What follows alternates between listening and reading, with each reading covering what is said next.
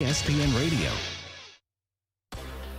Broadcasting live from the ESPN 690 Anajar and Levine studios. This is Action Sports Jax on ESPN 690 with Brent Martineau and Austin Lane. Oh, happy schedule release day, Jacksonville and NFL fans all over the place, which we know you have various interests here in Northeast Florida. But we talk about the Jaguars, and the Jaguars' schedule is starting to slowly be released. It's like a holiday around here. Crazy. I mean, gosh, the NFL has us all hoodwinkled here. They have us all just locked in on the draft for months, on the schedule for all day today. Announced it on CBS this morning. Announced it on Fox and Friends or FS1 or whatever the heck. They announced it today. Week 1 schedule. Jags are at Houston. Jags are a favorite. Remember now, last year, Jags were an underdog in every game to start the year, I think it was. If I'm not mistaken. Already week 1, they're a favorite. Oh, the tide has turned in Jacksonville, at least in Vegas. But will they get more than one primetime game is still a question that I don't think has been leaked or answered just yet, unless it just came out recently or if I missed it, which is certainly possible.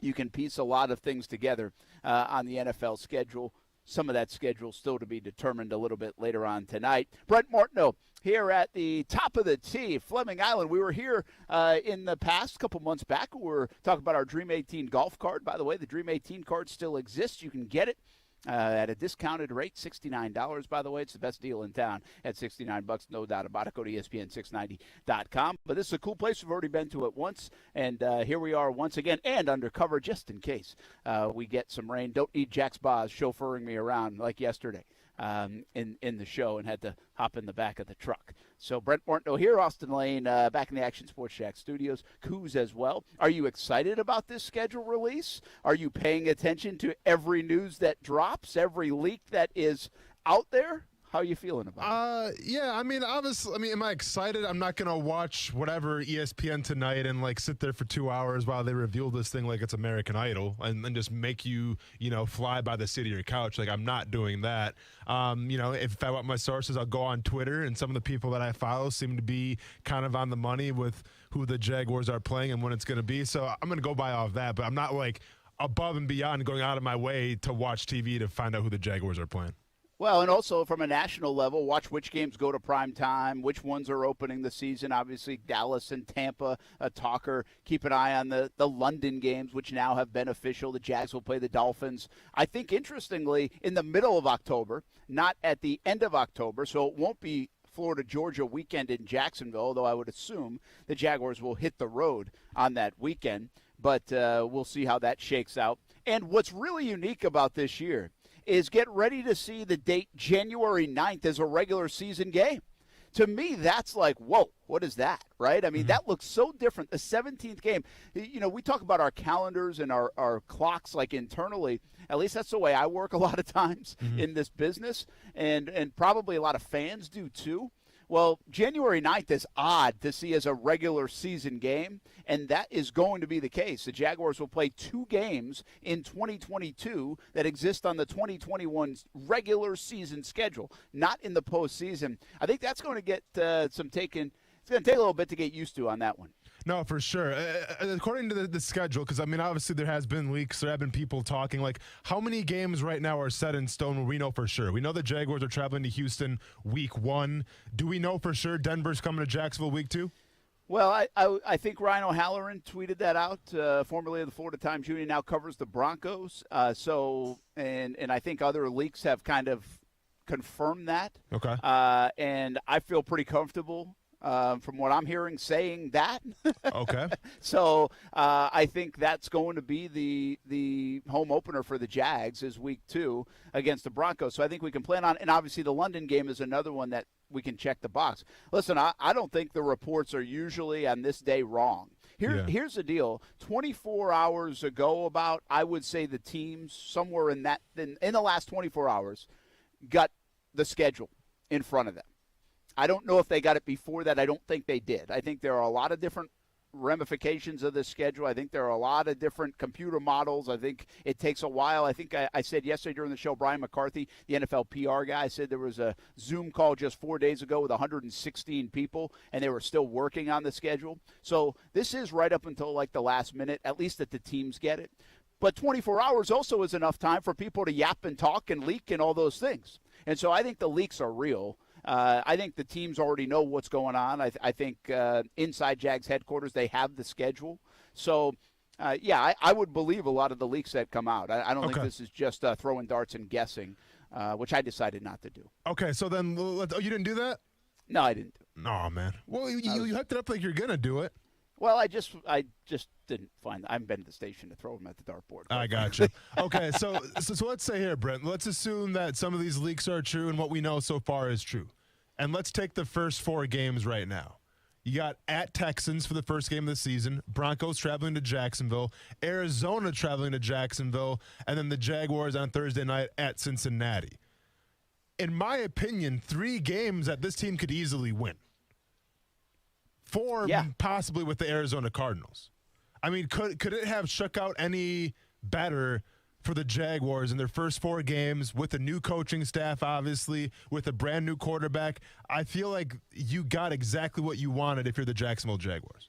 Yeah, I was going to ask, and that's kind of what I want to do a little bit today. Like some of what I want to do around the schedule is not necessarily, hey, predicted, here it is exactly. We'll do that tomorrow in terms of the wins and losses and how we think it actually does look on paper once all 17 games are laid out.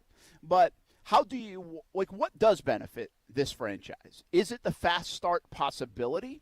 I had somebody today where I was talking to, and they're like, well, hey, Jags could be 2-0. I was like, yeah, they could. But remember, the Jags were 1-15. Okay. No, for sure. So there's nothing for sure. But to your point, I think a lot of fans will feel that way. I also think fans in Houston, I think fans in Denver, I think fans in Cincinnati will say, hey, got the Jags on the schedule in the first month. Let's chalk that up as a W, right? Mm-hmm. So I think we have to always be aware of that, and that's why predicting the schedule can be a fruitless adventure anyway. But I think, would you rather have that, right? 3 games that are certainly you feel, hey, I might be in them, might have a chance to win them. I might even be a favorite in a couple of these games to start the year and pay the price at the end of the year potentially with a schedule where it looks like it could shake out that the Jags aren't home a bunch late in the year. Is that okay? Like, is that okay for the way the schedule to lay out? You can't have it all, right? I mean, you can't have it lay out the exact way you want. Is this the best possible situation if the schedule lays out this way for the Jaguars to have in the first 4 games of the Trevor Lawrence, Urban Meyer era, maybe 3 to 4 winnable games? I mean, it's a great situation. I'm not going to say it's bad by any means. Now, we'll see with Denver, you know, the Aaron Rodgers murmurs, if you will. If they somehow pull Aaron Rodgers and he goes to Denver, well, then obviously that team is substantially upgraded. But where they sit right now, yeah, I love that game in Jacksonville. But, like, that's a game that the Jaguars should win. Even with what we don't know right now, Trevor Lawrence and everything, like I feel like the Jaguars with their roster can pretty much match, and they have the better quarterback, so I give it advantage Jacksonville there. But what I would have liked to see is we can assume right now that Buffalo, they're going to be a fantastic team. We can probably assume that San Francisco, they're going to be a pretty solid team. Mm-hmm. I would have liked to see those teams play, you know, in Jacksonville a little earlier in the season in September. Now, we share a different philosophy here where I think the weather does make a giant difference. I think we saw it last year when the Jaguars played Indianapolis. First game of the season. Only win of the season for the Jacksonville Jaguars. I think that heat does make a difference. And I think with Urban Meyer, the way he's going to run this training camp this year, you're going to see the most in-shape team possibly in NFL history because I think he's going to essentially run these guys into the ground. So I think they're going to come in with that competitive advantage in the heat. And if you had a team like San Francisco or Buffalo come in there week 1, week 2, man, I think that would be a giant competitive advantage and can give you confidence down the line during the season. Yeah, I think you bring up a really good point, and that's kind of where I'm going with this. It's like, okay, I can tell you, yeah, hey, favorite in week 1, maybe a favorite against the Broncos in week 2, depending on what's going on. Heck, Aaron Rodgers could be in Denver, it says Vegas, so who knows what the situation is. That would really put a twist on things. But, you know, and then Cincinnati on Thursday Night Football, sure, I'll take my chances on that. Again, 2-2 start, 3-1 start. I mean, if you want to go crazy, do you go get a couple games early, gives this team momentum, they become kind of a little bit of a darling, and They're riding the momentum of Urban Meyer and Trevor Lawrence, so all they do is win, win, win, right? I mean, you could say that, or do you do what you just said and throw me something early that might be tricky?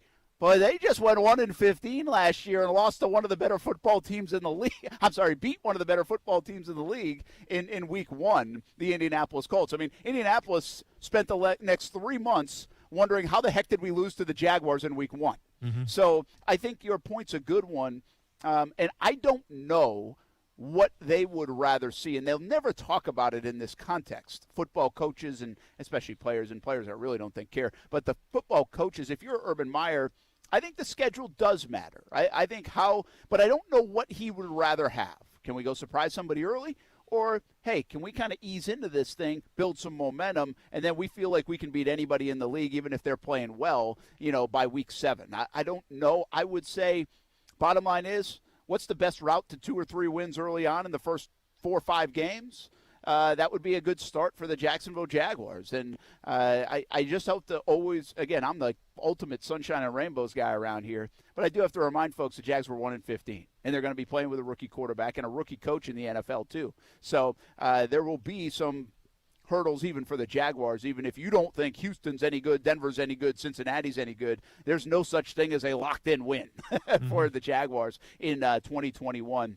But I think if that's the way the schedule plays out, I think that's something that the Jaguars would welcome. I think the fan base welcomes. And to have a chance and feel good with Trevor Lawrence under center, that you can go get a couple W's early, I like that. It keeps the momentum rolling in Jacksonville, and that's not a bad thing. No, I mean, that's the biggest thing that you want is the momentum. You want to show, like, hey, what we're accustomed to seeing, it's going to be different now. And that starts with Urban Meyer. It starts with Trevor Lawrence. Any little piece of confidence that you can gain, you need to use, especially as a first-year coach like Urban Meyer is. So once again, I'm not mad at the first 4 games of the schedule. I think it's very beneficial to the Jaguars. I also just saying, if you want the extra competitive advantage, like I'm sure Urban Meyer realizes, I mean, he coached the Florida Gators for crying out loud. He knows how warm it gets here in September. If you wanted that extra edge, the extra competitive advantage, you could say, well, you wish that maybe Buffalo, San Francisco, or maybe a more high-caliber team would play you early on in the season.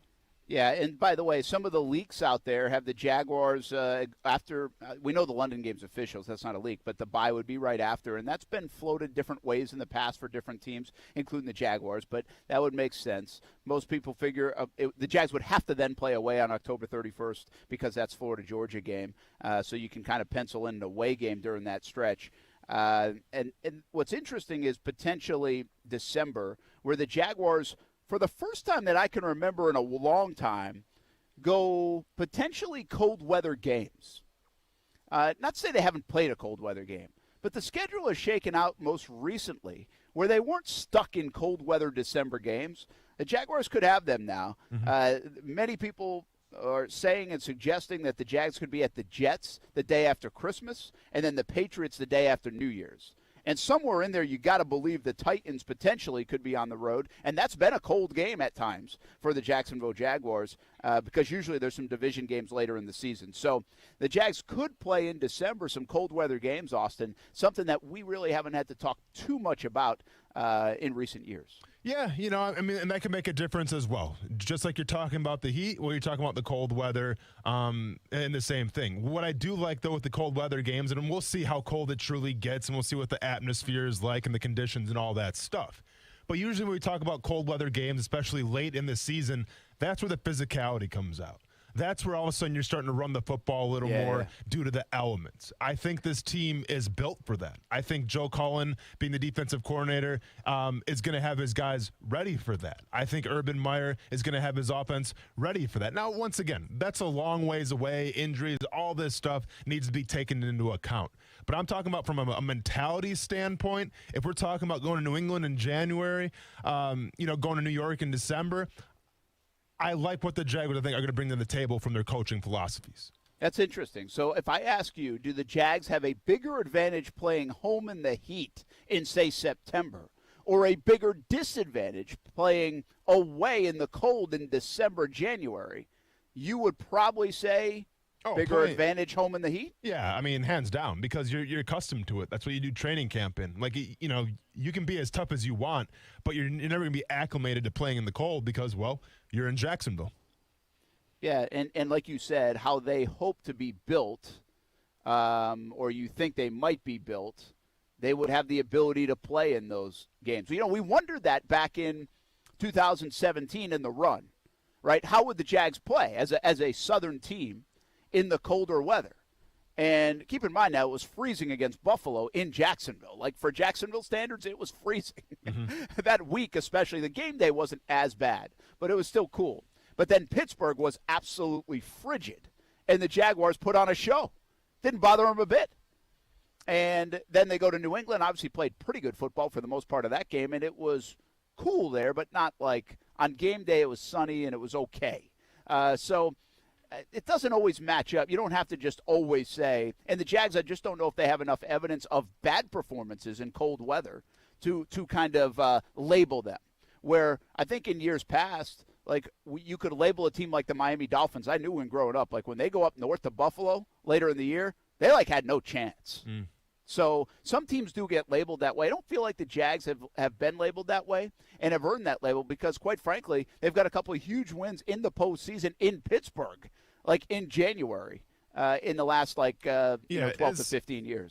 To me, I mean, you know, and I've obviously played in both elements. It's always easier to play in the cold because once you get on the field and you're actually moving around and stuff, your body warms up. You can wear layers, all of that stuff. When you Vaseline, if you want to use that Vaseline to keep that body heat in, you know, a little pro tip out there for everybody. But when you play in the heat, I mean, it is what it is. You can only do so much, right? You can only drink so much Pedialyte. You can only have, you know, the fan blowing on you so much before you get overheated. So it's definitely that advantage to play in the heat. Hey, So the Jags look like, at least again from the leaks and reports out there, that they could have a Thursday night game, which wouldn't be a surprise. If that's the only one, how mad's this place going to be? Mad? Do they have a right to be mad? Yeah, I mean, I think you can justify yourselves to be mad, and I think you should. I think when you have Trevor Lawrence, you have Urban Meyer, and right now the Jaguars are the talk of the national media, I think you should have more than one primetime game. I think if you look at Cincinnati last year when they drafted Joe Burrow, and that was a poverty-stricken franchise the previous year, they got 2 primetime games. Now, if you want to use history as the indicator, you can go back to Arizona when they drafted Kyler Murray, coming off of a horrible year. They only had 1 primetime game. And then if we go before that, back in 2018, the Cleveland Browns draft Baker Mayfield. They only had 1 primetime game. Okay. So history is going to show you that it's probably only going to be 1 primetime game for now, even though you got Trevor Lawrence, and regardless of how much of a factor Urban Meyer is.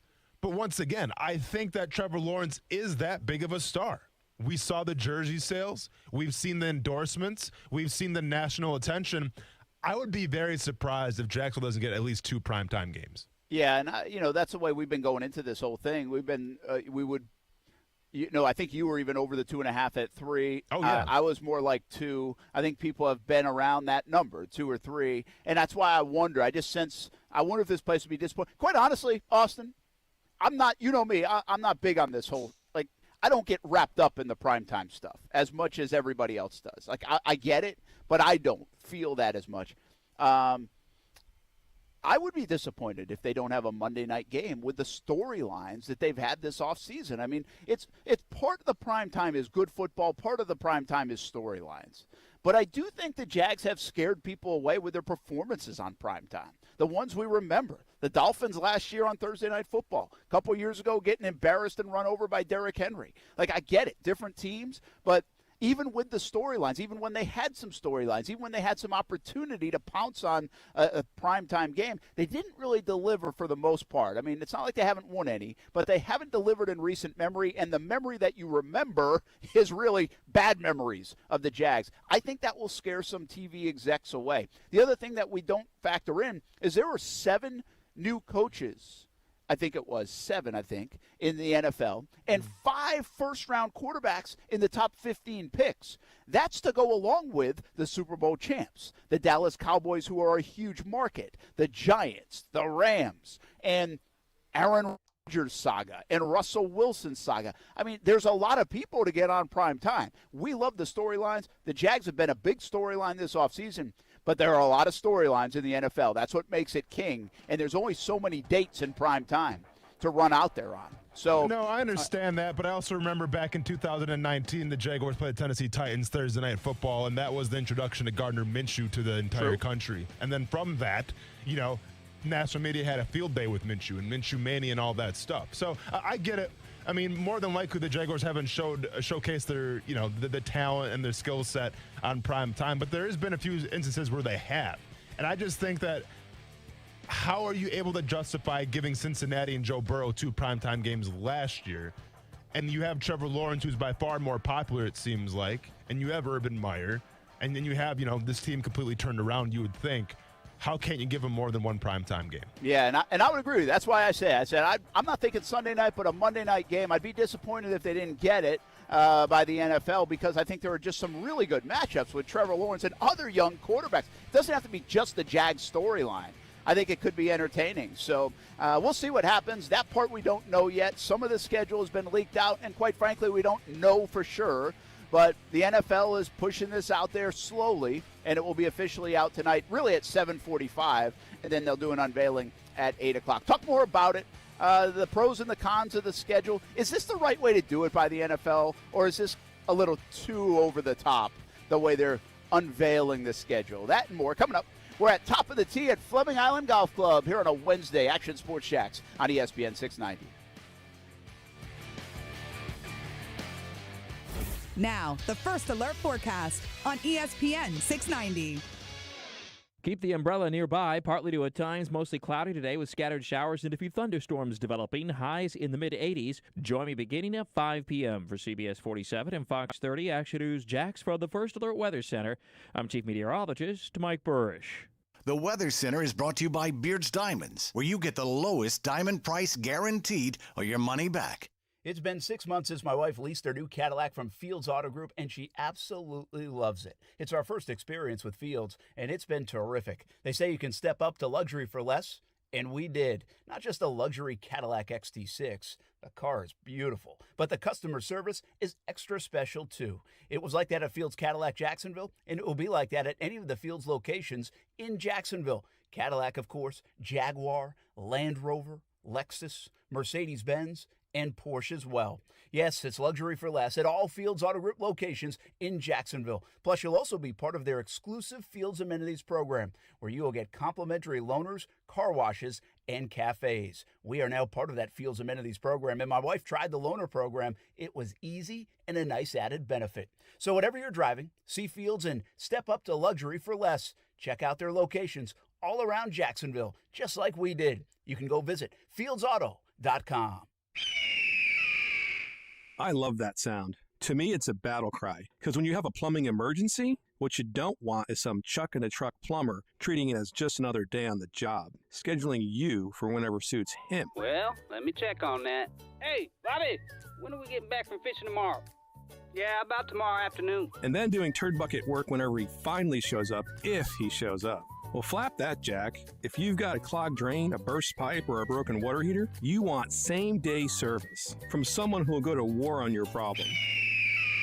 That's what Griffith's Service does. We offer same-day service for plumbing emergencies, burst pipes, clogged drains, and water heaters. And we'll not only go to battle against your plumbing emergency, we're also waging war against mediocrity in home services. We won't just fix your problem, we'll fix it right. So for same-day service for your plumbing emergency, call GriffinService.com. 1430-261. I should have my kid tell you about Jumpin' Jack's House of Food. It's Ty's favorite burger in town. Make it one of your favorites as well. Jumpin' Jack's House of Food has 3 locations now, Atlantic Beach, Mandarin, and downtown Jacksonville. Change your life burgers. But they have salads, pizza, and much more on the menu, too. Let Jumpin' Jack's House of Food be your great neighbor. Lunch or dinner with the family, or they will cater parties from 200 to 500 people. Jumpin' Jack's, HOF.com for online ordering. Jumpin' Jack's House of Food, open 7 days a week. For the ones finding new ways to ensure the job always gets done. For the ones wearing many hats. For the ones who are hands-on, even from far away. And the ones keeping business moving forward. We are Grainger, offering supplies and solutions for every industry, with 24/7 support and experienced staff at over 250 local branches. Call, click Grainger.com, or just stop by. Grainger, for the ones who get it done. Sometimes a family needs a little help to deal with life stresses. You can contribute to happy, healthy childhoods with a few simple steps. Notice families under stress, offer a helping hand, give your time. Talk about healthy child development, connect a family with resources. Contributing to a great childhood can be as easy as being a good neighbor. For more, PreventChildAbuseFL.org. This message is sponsored by the Ounce of Prevention Fund of Florida, the Florida Association of Broadcasters, and this radio station. How do you measure the depth of your sadness? What number of arguments is too many? How do you count your sleepless nights? Don't.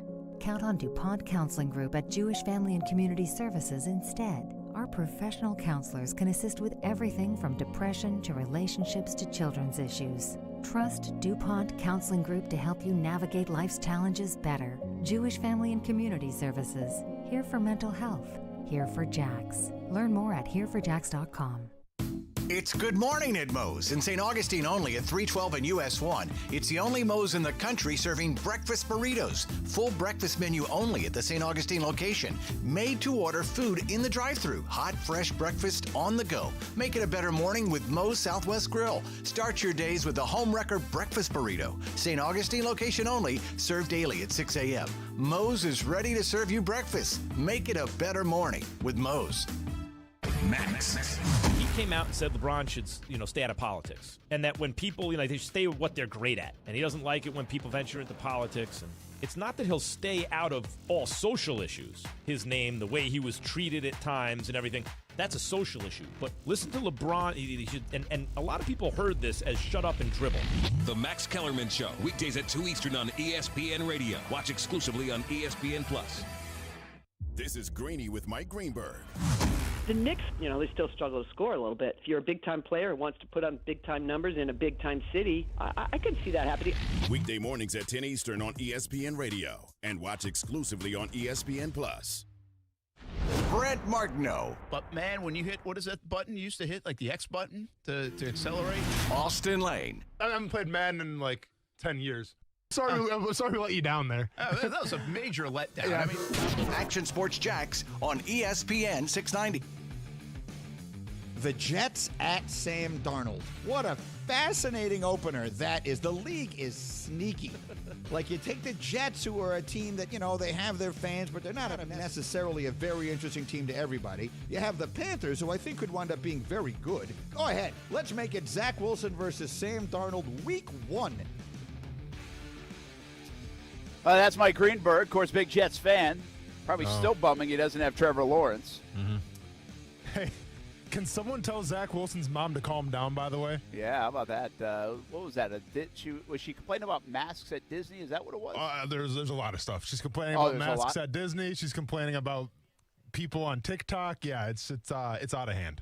So New York media is going to have a blast with this. I mean, let's just far be it from me to tell how you should parent or anything like that, but I just think your son's got a lot of pressure on him.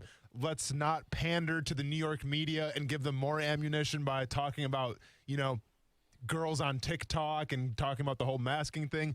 You're not doing your son any favors. Yeah, but anytime you want to give me some parenting advice, feel free. I could probably use it.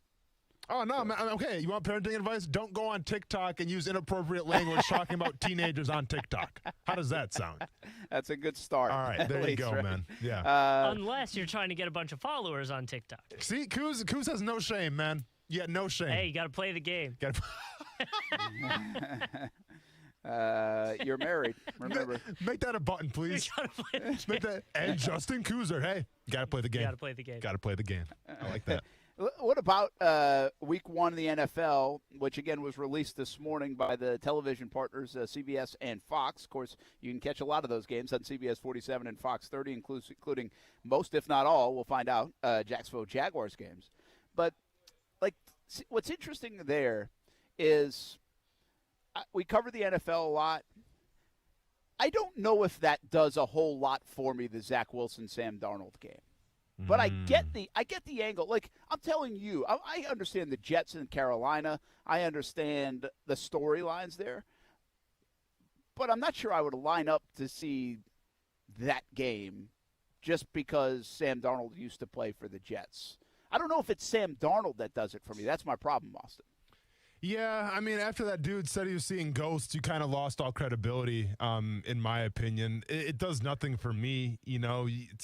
I mean, you got the Christian McCaffrey factor. You got the Robert Saleh factor.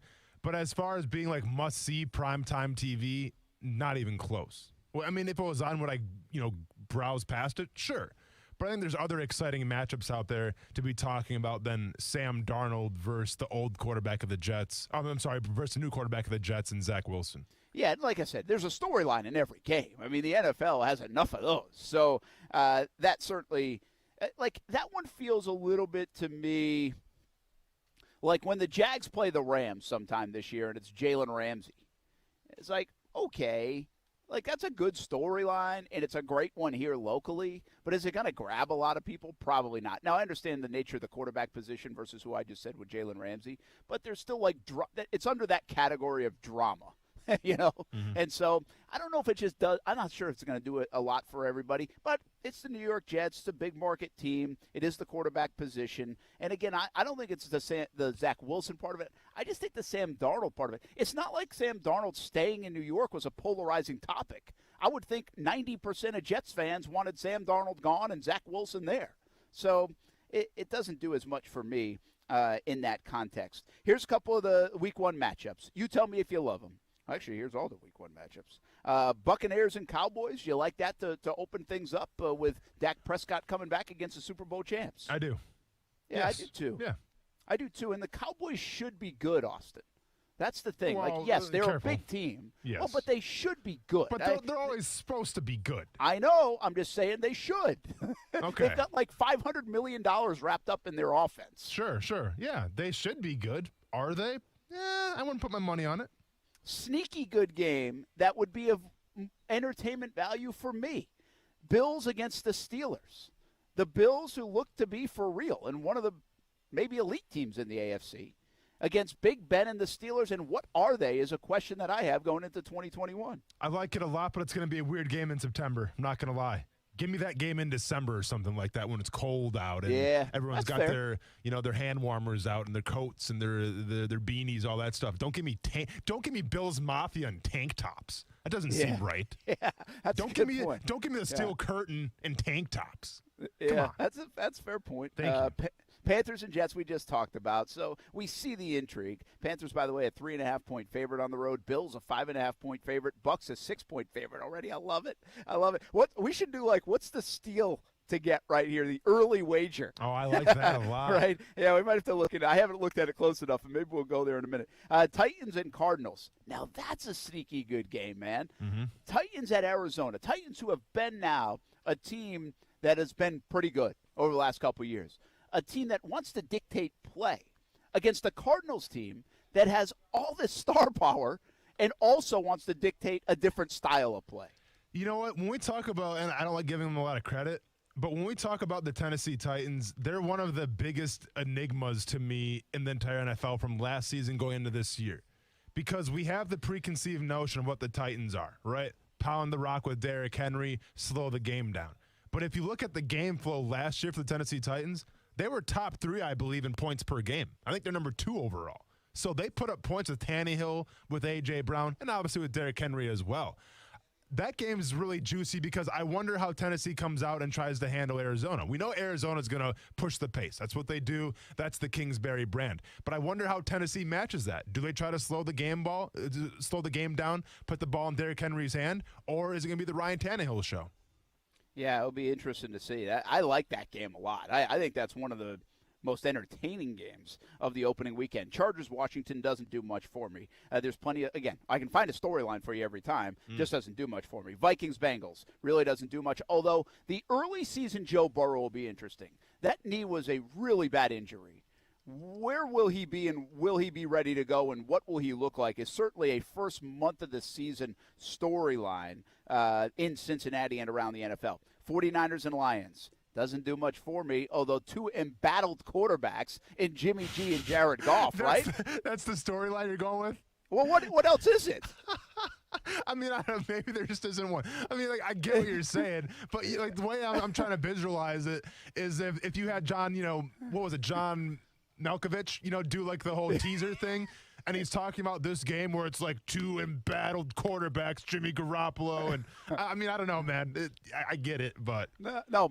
Malkovich walks into a room, and all of a sudden, Sesame Street breaks out, and it's Oscar the Grouch because that's the trash can. No, game. it is the trash Nobody can wants their game. quarterback. No, for sure. I mean, it's like, that's it. No, you know what? Maybe that's the biggest intrigue game. Like, which quarterback's going to keep his job for week 2? Tune in now.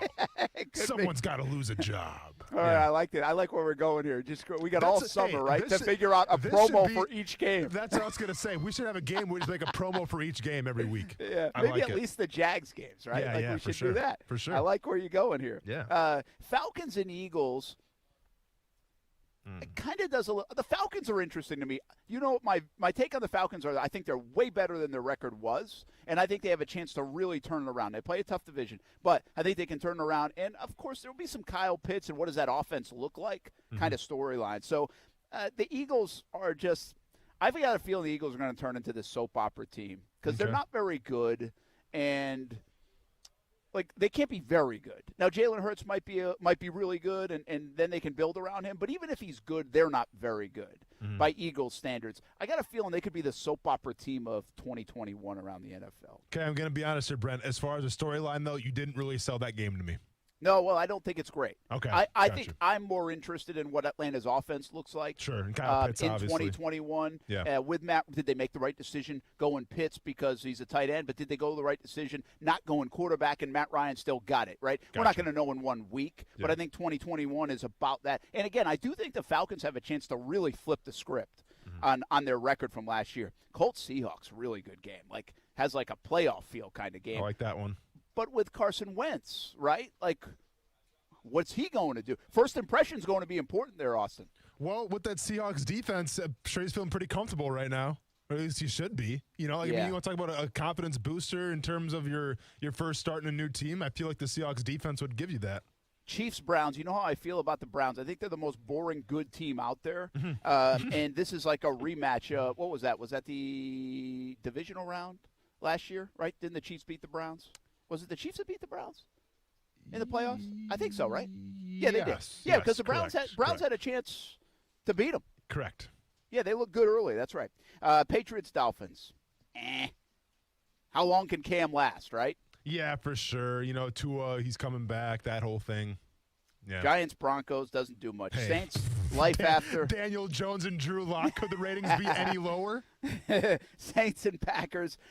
Where is Aaron Rodgers in that mix? We don't know, but we know Drew Brees is like calling the game on TV. Yeah, no, for sure. In fact, they both might be on their couch that day. Yeah.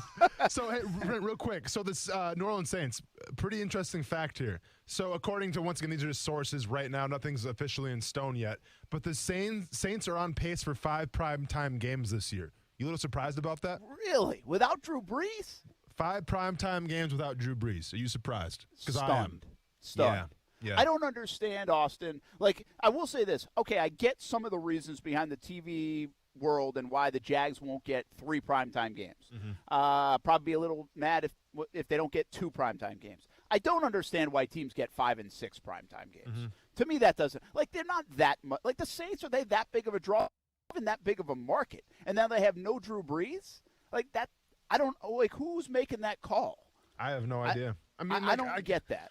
I get it. Alvin Kamara, he can be a household name. I guess. No, Alvin Kamara is kind of a household name, Brent, in terms of fantasy football. But is he a draw? Is he like, I'm tuning in to watch Alvin Kamara play? The guy put up, 7 touchdowns last year during prime time?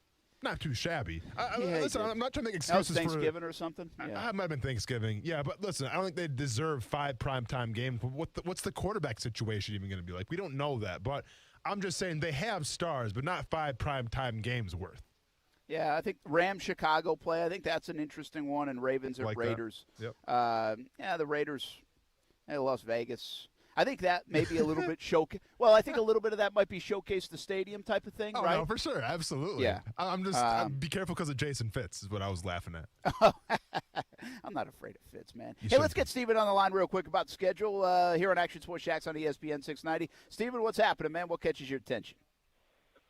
My attention basically is put. If we get a second primetime game, I would like it to be against the Jets. The number 1 pick versus the number 2 pick. Both teams have new head coaches, new staff. But my main question for this has been going on a story all day today, finding out Brady versus Belichick this year. But the big story was, do they want it in the beginning of the season to where the teams are healthy, there's no chance of Brady getting hurt, or do you want this later on in the season in week 13, 14? Really, I don't care about their opinion because the syndicate's word is the only one that matters. My man. Well, appreciate it. I would say this, Austin. I like it a little bit. I like it a little bit later. You have the chance that maybe New England, with all the free agency, put something together and the game means something. Mm-hmm. But I also think you have the chance that even if one of the teams is doing well, you have Belichick can go ding Brady in November or December. And maybe a loss hurts him, and he figures out Brady. So I kind of like it later in the year. I think there's very little chance one of those teams isn't playing for anything in December. Most likely the Bucks. I'm still not sold on the Patriots, but I would rather put it a little bit later on. Even, by the way, a great Thanksgiving former family dinner table kind of game. Oh, I like that a lot. Yeah, Thanksgiving. That's juicy. I agree with you, Brent. I would go later on in the season. I think with New England right now, you play as good as defense as you want to, but you got to score points to keep up with Tom Brady and the Buccaneers. I'm not worried about Tom Brady getting hurt. The guy eats avocado ice cream. That means you're pretty much invincible. And with Bill Belichick, I think he needs time to implement all the offenses and stuff like that of what he wants to do truly. Is Cam Newton going to be the guy, or is it going to be the Mac Jones show? Give him at least, till week 10, week 11 or further on to get the full benefit of who the Pats are going to be. So I say wait till later on in the season. You guys love the schedule talk. We love the schedule talk. We'll talk more Jags, more NFL schedule, more on the way here on Action Sports Jax on ESPN 690. Live from Fleming Island Golf Club, top of the tee. It's really a lot of fun out here. Come check it out sometime if you haven't been.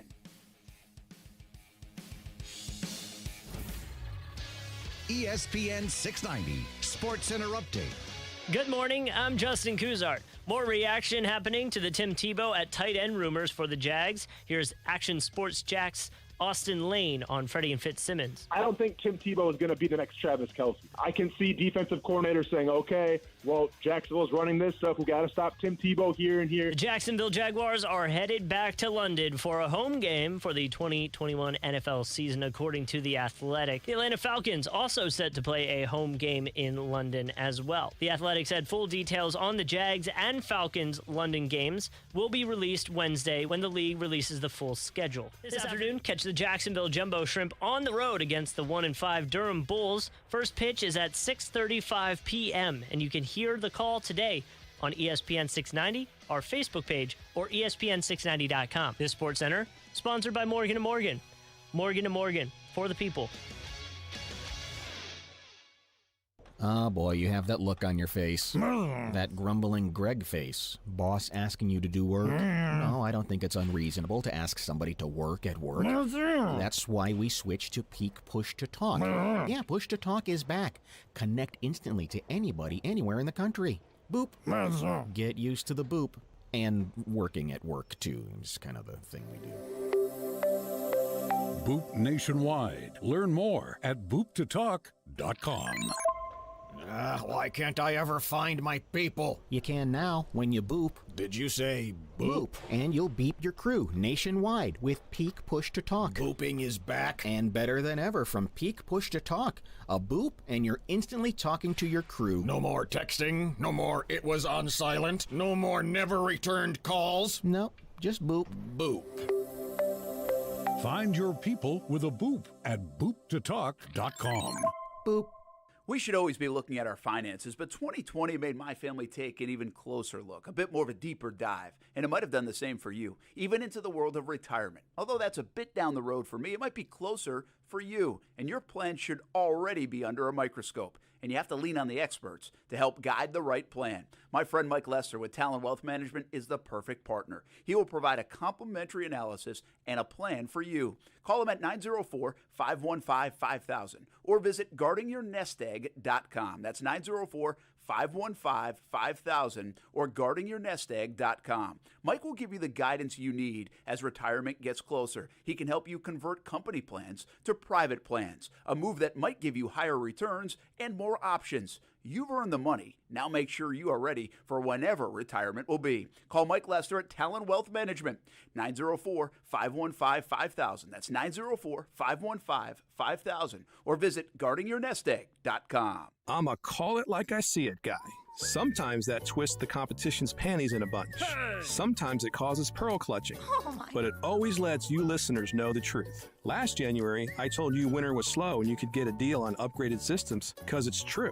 And here's the truth about summer. Most AC breakdowns happen from stress testing during that first string of scorching hot days in summer, causing every reputable AC company to be booked out at least 2 or more days. Any company not booked solid in summer isn't a company you want in your home. But who wants to sweat it out 2, 3, or more nights waiting for a new AC? At Griffin Service, we've solved the logistics to fix that problem, because we fix what others can't. We call it our Sign Today, Sleep Cool Tonight program. So if you forgot the tune-up in spring and things go to turd buckets in summer, don't sweat it out waiting. Call Griffin for our Sign Today, Sleep Cool Tonight guarantee, exclusively at griffinservice.com. CMC 1250697. Where else can you get lunchin', brunchin', boozin' specials? Only one place, at Cohane's Irish Pub at Atlantic Beach and on the south side. It's as Irish as you can get, owned by 4 Irish sisters. And they've got fish and chips, of course, shepherd's pie. Go today for lunch or dinner. Eat in, order out. CohanesIrishPub.com for the full menu. And try the new 5 Sisters vodka at happy hour. Luncheon, brunchin', boozin' specials, and so much more. 2 locations, Atlantic Beach and the south side. Cohane's Irish Pub, Irish sass with 5-star class. My roof is leaking, and I need a great roofer before it rains again. Who do you trust in the Gainesville area? You need West Orange Roofing in Gainesville. They're fast, friendly, local, and reliable. How fast are they? So fast, they might even be able to see you the same day, and their friendly staff is easy to work with. Everyone says they're local, though. West Orange Roofing has been serving Gainesville since 2014. Sounds like I need West Orange Roofing. Call or text them on their website at westorangeroofing.com. That's westorangeroofing.com. For the ones standing guard. For the eagle-eyed. For the knights in shining armor. And for all those who support them. We are Grainger, your experienced safety partner, offering supplies and solutions for every industry, committed to helping keep your facilities safe and your people safer. Call, click Grainger.com/safety, or just stop by. Grainger, for the ones who get it done. Max. If he never golfs again, and you're telling the Tiger Woods story, how could it not end? For I know he's won since then. At the Masters. The Max Kellerman Show, weekdays at 2 Eastern on ESPN Radio. Watch exclusively on ESPN Plus. You've never played tight end in your life, and you're going to start in the NFL after being out of that league for this period of time. That's the football part of it. For me, like, I'm going to be honest with y'all, and y'all know me, I don't really, get into all of the politically corrected things. Tim is with the Jaguars because of him and Urban Meyer relationship. It don't have a damn thing to do with football. Who was that? Was that Marcus Spears? Yep. Damn. My gosh. I mean, I'm starting to think I should get something for this. I might give myself a shirt. Yeah, give yourself a shirt, man. I already got Action Sports Checks stuff on, so. I mean, only thing you're doing is confirming that you watch way too much sports television. Yeah, the funny thing is I really don't. I don't. I find myself not watching a lot. Kuz will text me stuff from Get Up, which I appreciate. Kuz texting stuff and saying, hey, I saw this today, or maybe we can play off this kind of topic or whatever, or did you see this? Yeah. But I don't really watch the show. I used to watch a lot of it, and I even find like Ty would have it on in the morning or something. He seems to sleep in more. So, I hear you, Ty. I feel you on that one. And, what I'll roll on sometimes is Major League Baseball, because they do that quick pitch, and I like to kind of see what's going on from the night before, and you can see it obviously pretty quick. Okay. With just the highlights. So, yeah, I mean, I'm not saying I don't ever watch it, but not nearly as much. So sometimes I surprise myself with some of these guesses and gets. The Tebow stuff, I can't imagine it doesn't have anything to do with football, okay? I understand it has something to do with a relationship, but nothing to do with football. I think that's a little out of whack. We'll see. We'll find out. We'll talk a little bit more, Tebow, because there was an Urban Meyer quote that was pretty interesting on the Tebow front that we'll share and get into a little bit later. Let's get to Kevin right now. I think a scheduling question most likely, but hope you're doing well, Kevin. Thanks for listening, man. Action Sports Jacks on ESPN 690. What's going on, guys? I had to call in and talk about this Tebow Mania stuff because some of these takes, it's just sad, man. They're just sad.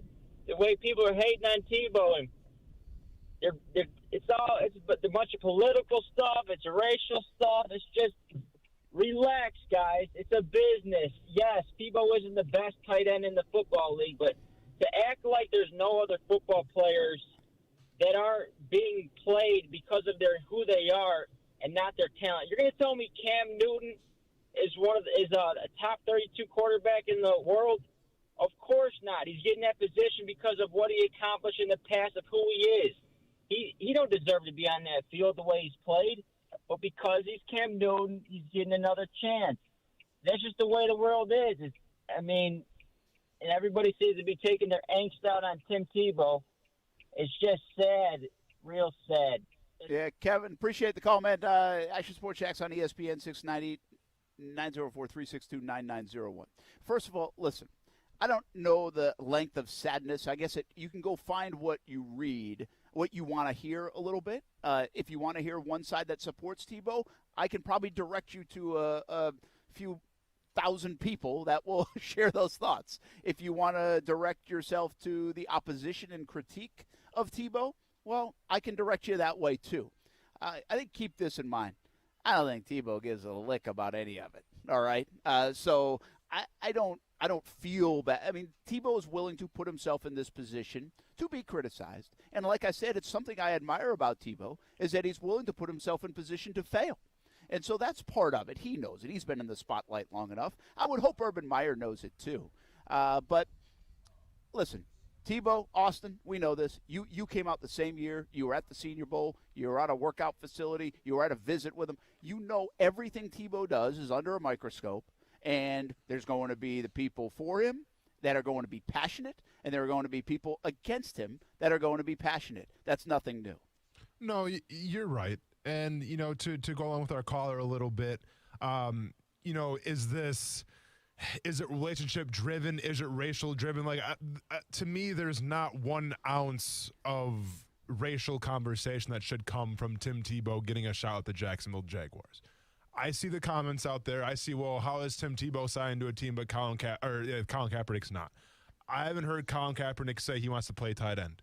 Maybe if he does, then maybe we're having a different conversation because Tim Tebow is coming to the Jaguars to play tight end. At least that's what I've been told so far.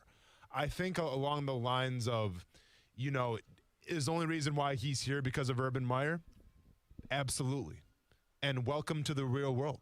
Welcome to the NFL, where it's all about who you know and the connections that you make. I can go on a 10-minute TED Talk and tell you, examples of where the wrong guy was starting or that the wrong guy got signed, but he did start. He did get signed because of the coach, because of the connection. This happens in football. This happens in any job, essentially. It's about who you know. And we always talk about sometimes professional sports or even, football in general, whether it's high school, Pop Warner, you name it. Sometimes it can mirror real life. This is an example of the NFL mirroring real life. That's just the way the world works, all right? It's not always going to be fair. Yeah, the reason why Tim Tebow's got a job is because he played for Urban Meyer in college. Congratulations. Did he earn it? Doesn't really matter, does it? Because he knows Urban Meyer. That's just the way the world works, man. So people have a right to be upset to say that Tim Tebow jumped the line, and so be it. But at the end of the day, I guess where I can lay my head down and find some solace is the fact that I think that if Tim Tebow makes the team, it's because he earned it, not because he knows Urban Meyer. Because like I've talked about before, if Tim Tebow makes this team and he hasn't earned it, Urban Meyer is going to lose that locker room, and mark my words, Urban Meyer won't be in the NFL that long coaching football. Yeah, it's very interesting. You could make the case that last year, one team that was willing to make a move for Nick Foles was the Chicago Bears because of DiFilippo, right? I mean, you can make that case. Mm-hmm. And they were willing to give up draft capital because of that guy. Now, I will say this. Nick Foles did win a Super Bowl, okay? So it's maybe a little bit different in that context. But to your point, I mean, some people are on rosters because of, well, who they know. And it's not always a bad thing. Some people are given opportunities because maybe they were overlooked. But there's one guy on the staff that says, you might want to, look under this rock over here. So it's not always a bad thing. It is interesting, though, you brought up Kaepernick in the sense that did he not have a coach that believed in him enough over the last however many years, Austin, Well, his coach is in college right now. Yeah, so enough to knock down that door, or a GM, or an assistant, or somebody with enough pull, obviously, right, to knock down that door and give him the opportunity, even amidst what potentially could have been a distraction. We'll be back, Action Sports Jax on ESPN 690. We're live at Fleming Island Golf Club, hoping the rain stays away. We got more schedule talk and more Tebow talk on the way on ESPN 690. Boss, you're not going to believe what I found on the internet. What, the moon is hollow? No, not that. This. I just did a search and found yard signs for alarm systems for sale. What? Just the sign? Just, like, without the security system? Yeah. Look, you can get a big blue alarm sign for about $25. Ooh, delivered tomorrow. They must not give a flip about their reputation. Or their real customers. Right. I bet you can't find a SafeTouch security sign on that thing. Boss, SafeTouch wouldn't be involved in something like this. Nope. When you see a SafeTouch sign, you know it's the real McCoy. Right. The two-way communicator, the guaranteed response time. Which is exactly why we always stick to the Crooks R Us golden rule. Stay away from SafeTouch houses. Now, let's go find us some fake signs. Crooks know to stay away from SafeTouch houses. Hi, I'm Lester Jackson, president of SafeTouch Security Systems. No one beats our technology or our price. Call SafeTouch today at 888-723-8682 or go to safetouch.com. State license number EF233. Need a good-paying job with a flexible work schedule and benefits? A1A Solar is looking for you. $70,000 is a reasonable first-year expectation. Seasoned reps can easily make six figures. Leads provided to you as well. Health, dental, 401k benefits. A1A Solar is a tremendous company, voted best places to work in Jacksonville, and in 2016 was the Veteran-Owned Business of the Year. Be a part of an awesome company at A1A Solar. Just go visit A1ASolar.com. Oh, pollen season is still hanging around. I'll take care of my allergies, but who's going to take care of keeping my truck clean? I've been going to Prime Car Wash, full service interior and exterior. And while you wait, spacious lounges, even child-friendly lounges, Starbucks coffee, iPads, Wi-Fi. Before you know it, your car or truck is cleaned. I went to the Beach Boulevard location, and there's one on San Jose as well. Give it a try. You can even get a membership. Let Prime Car Wash take care of your vehicle. Prime Car Wash. Clean inside, clean outside. Hi, I'm attorney Robert Rubenstein, and this is Rubenstein's Rules for Personal Injury. Rule number 2, beware of strangers. If you've been in an accident and a stranger contacts you to get your case, watch out. They're breaking the law. These crooks knock on your door, send you text messages, and even go into your hospital room uninvited. They work for shady clinics and lawyers who want the insurance proceeds for themselves. Don't hire them, report them. Call Rubenstein Law at 1-800-FL-LEGAL. Offices in Jacksonville and throughout Florida. Smoked for hours, served in minutes. Now that sounds like good barbecue, and it is at Willie Jewell's in St. Augustine at Mirabella Crossing. Open 7 days a week. It's old school barbecue. Trivia night on Monday. Kids eat free on Wednesdays. Check out the Willie Jewell's app and catering for all of your events. Visit williejewels.com and visit Willie Jewell's at Mirabella Crossing in St. Augustine. Old school barbecue, smoked for hours, served in minutes at Willie Jewell's. There is a taste of the islands in every drop of Vida de Luis tequila, imported directly from Tequila, Mexico to Jacksonville Beach. Vida de Luis is the only locally owned tequila in Jax Beach. Support local and try Vida de Luis. Award-winning, smooth, all natural, no aldehydes or additives, which means wake up feeling good the next morning. Find out where you can pick up a bottle of Vida de Luis, Blanco, Reposado, or Añejo. Just visit VitaDeLuis.com. Support local and taste the islands in every drop.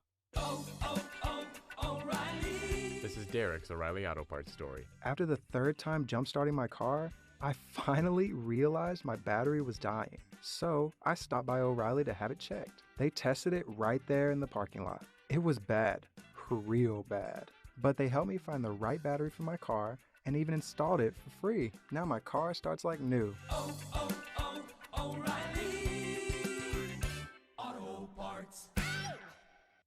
Spring makes all things new, and the Home Depot makes all spring things possible. Start a garden, refinish a deck. Use our mobile app to put over 2 million products in the palm of your hand. Some ready for pickup in as little as 2 hours. Oh, and if you don't have the tools you need, our tool rental department does. Download our mobile app to get started.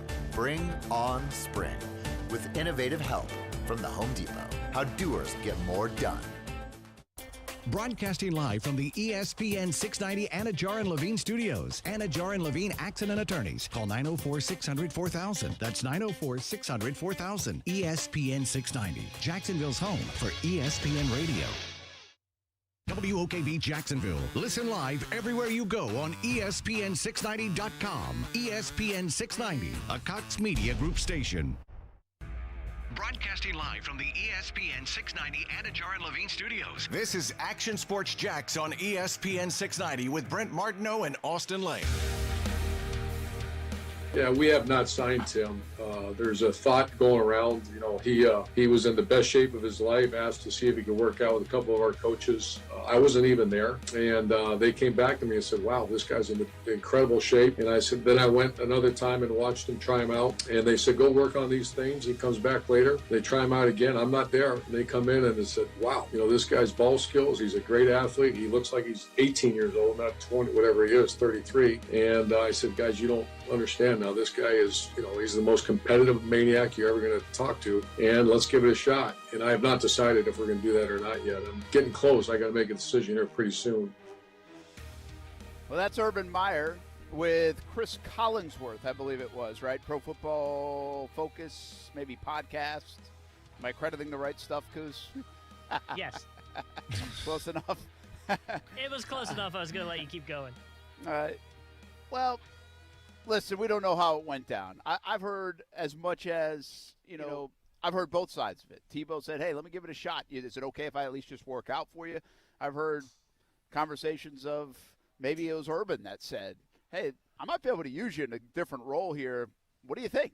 You know, and maybe that was the fire starter. Honestly, I don't know which one is correct and true or anything, but I've heard both sides. And it doesn't, at the end of the day, doesn't matter. I think what's interesting about what Urban Meyer said there, at least, you know, again, just taking what he said at face value, was that whoever he put him in front of, assuming the tight end coach and others, there was at least an impression made, you know? And I think that's part of this talk about Tim Tebow a little bit. It's like you can't just get out there and into a locker room because you're Tim Tebow. Mm-hmm. You can get a workout maybe because you're a Tim Tebow. But you can't get signed just because you're Tim Tebow. I don't believe. Maybe I'm wrong, Austin. But you've got to be able to at least not go out there and embarrass yourself, right, at the position. No, for sure. But once again, I don't think Urban Meyer is going to come out and say, regardless if it was good or not, Tim Tebow didn't look good. Like, he's not going to, like, you don't sell your players down the river like that. Well, I think signing him will tell us whether he looked good enough or not. Yeah, I mean, for sure. Once again, we can go back and forth, though. We can say, all right, if Tim Tebow goes some other team and he looks, quote-unquote, good, would he sign with that team? We don't know, right? But it's the whole Urban Meyer factor. I don't know. I mean, do I buy Urban Meyer at face value and say Tim Tebow looks fantastic at tight end? Maybe, right? I think it's somewhere in between. I think the truth is not as Urban Meyer purveys it. It's not as bad as we think it is. I think it's somewhere in the middle, and we'll find out at training camp just how good he looks. Yeah, Austin, I want you to expand on something you said, and I don't want you to sit here and write a book about it, but you did say you could give a TED Talk, so I'm all for TED Talk, especially if they're from Austin Lane. But I just want you to expand on something because you got me thinking, and we didn't have too much time before the break. But I just put out there on social media, if you're watching on Twitter, Facebook, YouTube, Twitch, hopefully you are, because you nailed it, let's not pretend that Tim Tebow is the first person to have a door open for him in professional sports or in the NFL because he knew the coach. Like, this isn't new, right? This is headlines because it's Tebow, headlines because it's Meyer, exacerbated because of their relationship, maybe even more exacerbated because now they live in Jacksonville and are neighbors. So, I understand why it's a bigger deal. But I don't want people to miss what you just said, and that is, let's not pretend that this doesn't happen sometimes. Like, you've even brought up your story, and I'm not saying your story is like Tim's story, because this was more in the drafting phase. But who was it? Griffin? Was that was the coach at Murray State with you? He Coach was Matt Griffin, yes. Yeah, Matt Griffin was on the staff with the Jags and said, hey, this might be a guy to take a look at, right? I mean, essentially that's what he said. And I'm not saying he drafted you. He forced them to draft you. But he had an affiliation with you, knowledge of you, maybe saw something in you that might not jump off in an interview or a combine or even the tape, and therefore that helped you get drafted. Again, not the same situation, but to your point, you've even said guys are getting chances to even for playing time or to be on a roster because, yes, people in the building, from scouts to GMs to coaches, know a player. It's not the only reason people get those chances, but it does happen more often than people think. No, it happens all of the time. Whether it's players, whether it's coaches getting jobs because they know somebody, like that's what this business is. And it's like a lot of businesses. Now, if I'm Urban Meyer and I see Tim Tebow, is the juice worth the squeeze to me? I'll be honest, probably not, because it is going to come with scrutiny a little bit from the media. It could be labeled as a distraction in the locker room, but obviously Urban, I think, knows what he's getting into there, and he's got his sources, his friends that he hired to help him out with that decision, who have NFL experience prior to Urban Meyer getting to Jacksonville. But like what?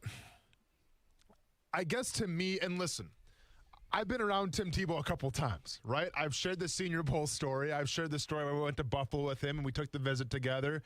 I've interacted with Tim Tebow a couple times. I'll be the first one to tell you, we are nothing alike. I mean, you want to say Brent Martineau and myself have nothing in common? Amplify that by 25, and you got Tim Tebow and me, okay? So it's just, it is what it is. But I have no reason to dislike Tim Tebow. Now, I disliked how the media portrayed him. I disliked the fandom or the hate from both sides because, people, it's just, there's no gray area, it seems like, with Tim Tebow. Either you love him or you hate him. If you love him, you go out of your way to show how much you love him, almost to the point where it's annoying. If you despise him, you probably go out of your way to show how much you despise him. It's annoying. It's just like politics. Like, Tim Tebow is the political figure of the NFL. And it's just a guy that's trying to live his life and speak his piece. Not fair to him, just the way society is. But I just don't like the fact that since it is Tim Tebow, since he does command such a draw, we have to get so hyped up about it. Now, listen, I'll get hyped up about it because it's a story, it's trending, all this stuff. But we're not talking about a guy coming back to play quarterback. At least I hope we're not. We're talking about a guy who's going to be maybe a third or fourth string tight end or a fullback. When's the last time a third-string quarterback or a third-string tight end or a fullback got this much hype, got this much attention? Probably never in the history of the NFL has this happened. But since it's Tim Tebow, we got to go there.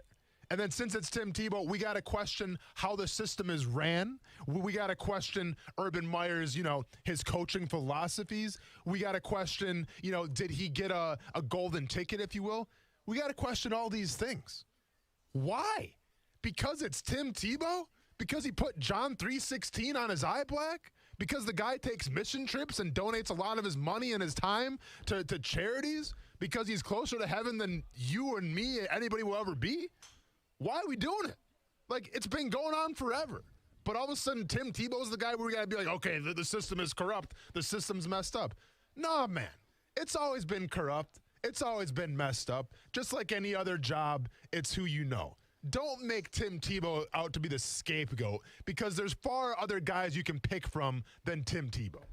Yeah, well said. Listen, Scott Glazier said this on Twitter, and I don't know if it's apples to apples, but I understand his point. He said this to me. He said, trying to get someone to see the parallels between Tebow signing and the Jaguars move made last year when they signed 33-year-old fullback Bruce Miller. Miller had not played since 2016. He was obviously familiar with Balky, who was on the staff as an assistant GM at the time. He made the opening roster. It was a waste, but no one said a word. And what's interesting about that is just the opposite, Austin, and maybe we didn't even say it enough, is that he came with a ton of baggage. Bruce Miller did.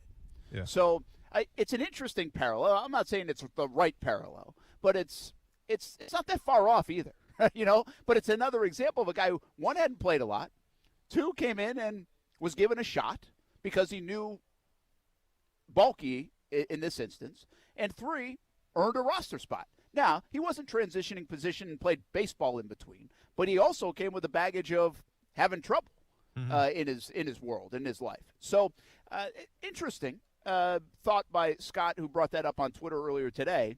And so it kind of just echoes the thought. It's just the Tebow name. To everything you just said, man, it's Tebow. It's our society. He's going to trend, right? What do we say every day about before the show? What do we even say before? Hey, what's trending? Like, what are people talking about? Like, just in case we're not missing anything. Not to say we want to go talk about it just because everybody else is talking about it. This is obviously a hometown story, and it impacts the Jaguars. That's why we're spending so much time on it. Yeah. But that's what people do. I mean, that's why ESPN's talking about it. That's why, you name your sports outlet. That's why they're talking about it. That's why radio stations across the country are talking about it. And it comes at a perfect time where there's a little bit of a lull in the action. I don't think this was talked about as much on the Thursday, Friday, Saturday of draft week, even though that's when the story became available to everybody. But because we had Aaron Rodgers and an entire draft to talk about, the Tim Tebow thing was like, oh, by the way, Tebow and the Jags might be a thing.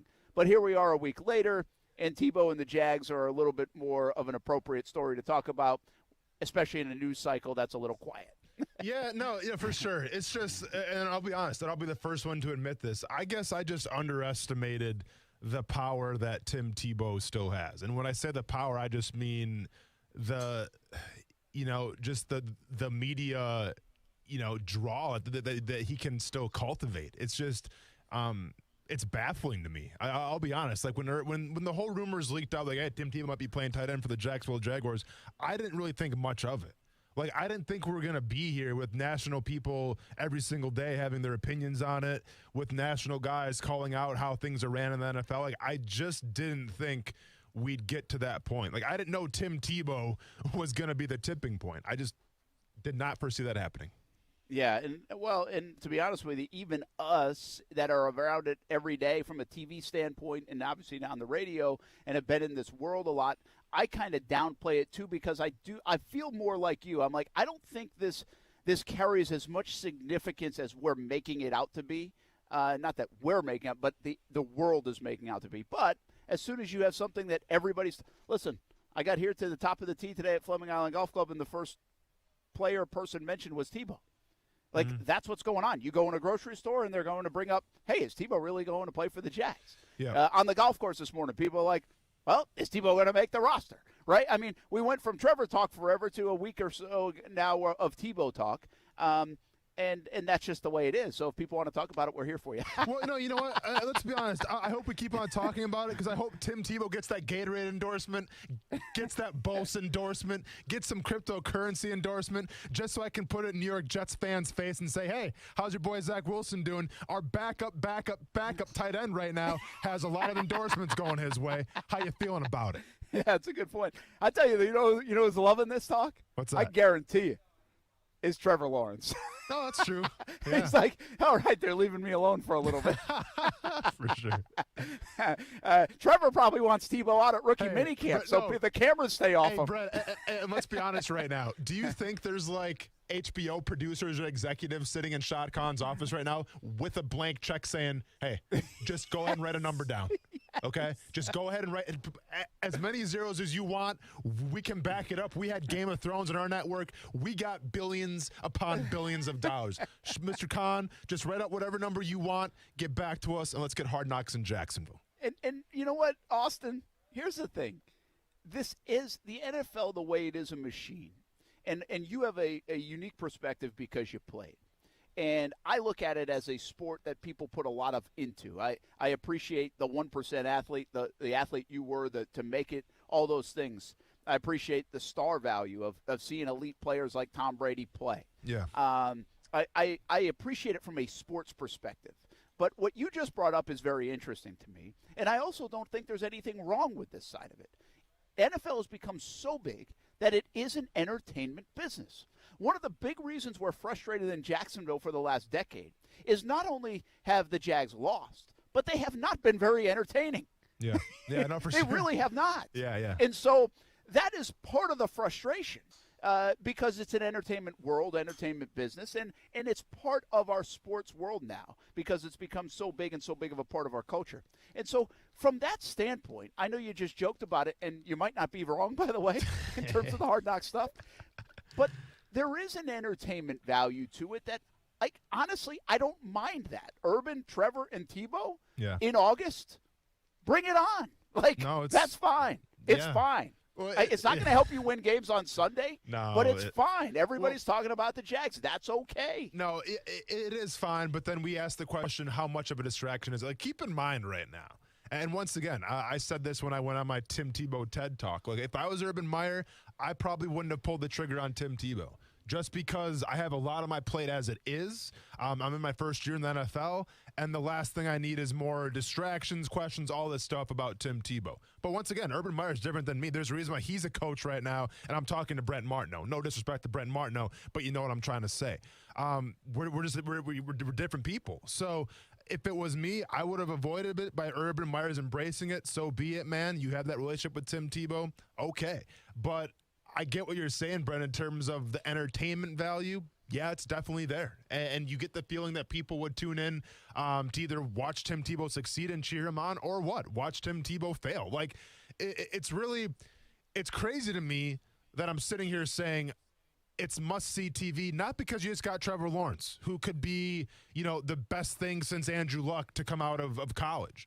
It's crazy that I'm more attracted to, all right, people are going to tune in and watch Tim Tebow do his thing. Like, that's where the ratings are going to be, which is insane to think. Now, don't get it twisted. Like, Trevor Lawrence will still be the star of the show because Tim Tebow, once again, tight end 3 right now, tight end 4. But people would tune in just to see that.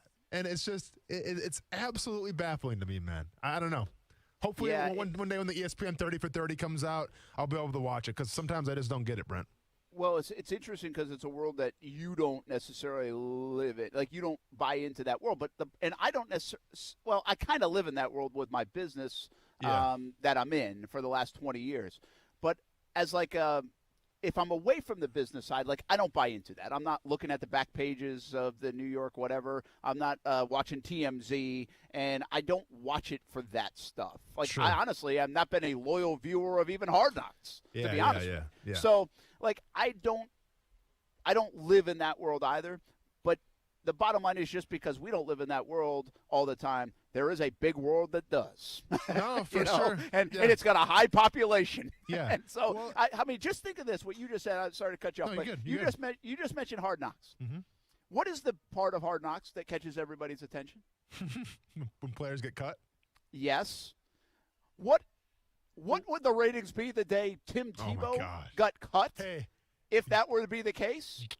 Game of Thrones, hold Miami, because Hard Knocks has taken all the awards.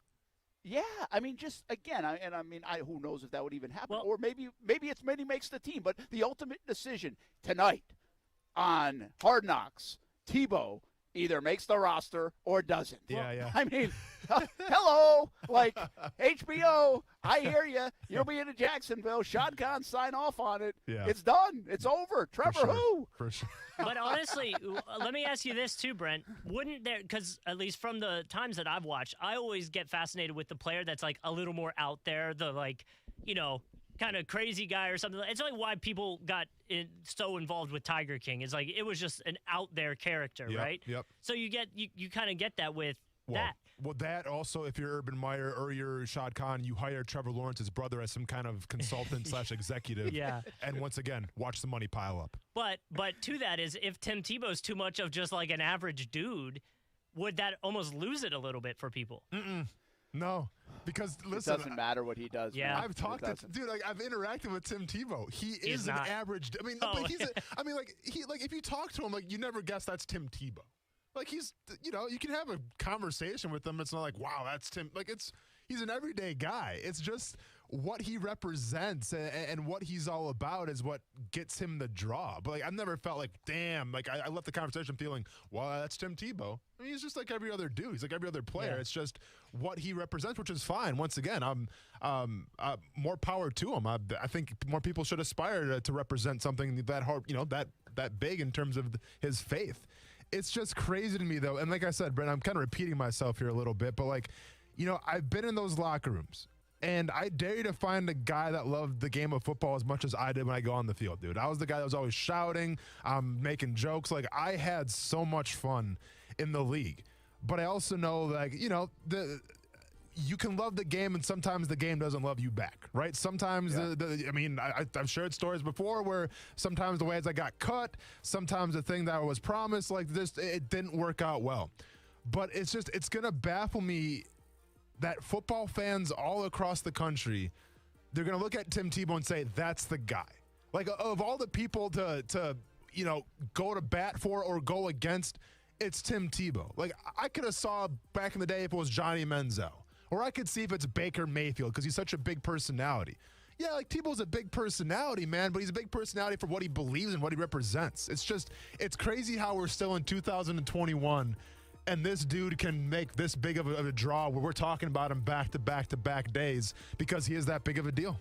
Yeah, and we're not the only ones. By the way, of the Jags stealing like more headlines, I did see like ESPN top headlines today, and this is Trevor, right? This continues to Jags are on like day after day now, part of the big headlines of the NFL talk. NFL's top 2 draft picks set for London games. That's Trevor, of course, and talking about Zach Wilson, who will play against Atlanta and Matt Ryan. And by the way, it's Tua against Trevor in London. We'll talk about the London game, part of it, how that one looks when you get 2 teams 4 hours away that have to now go play across the pond. How interesting is that? Action Sports Jacks on ESPN 690 rolls on. We're at top of the tee. You got to come check this place out. Fleming Island Golf Club. Play 18 holes or come play here. It's a lot of fun. You can grab a beer and hit some golf balls. What's better than that? We'll be back on ESPN 690. Now, the First Alert forecast on ESPN 690. Partly to mostly cloudy, warm, and humid today with scattered showers and a few thunderstorms. Highs in the mid-80s, dropping into the low to mid-60s tonight. Join me beginning at 5 p.m. for CBS 47 at Fox 30. Action News Jax from the First Alert Weather Center. I'm Chief Meteorologist Mike Burrish.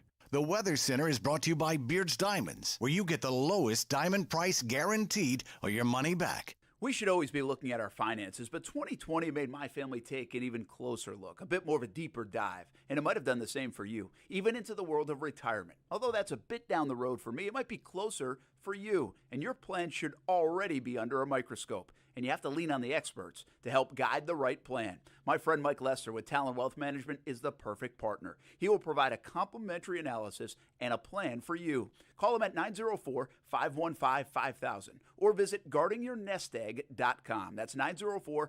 515-5000 or guardingyournestegg.com. Mike will give you the guidance you need as retirement gets closer. He can help you convert company plans to private plans, a move that might give you higher returns and more options. You've earned the money. Now make sure you are ready for whenever retirement will be. Call Mike Lester at Talon Wealth Management, 904-515-5000. That's 904-515-5000. Or visit guardingyournestegg.com.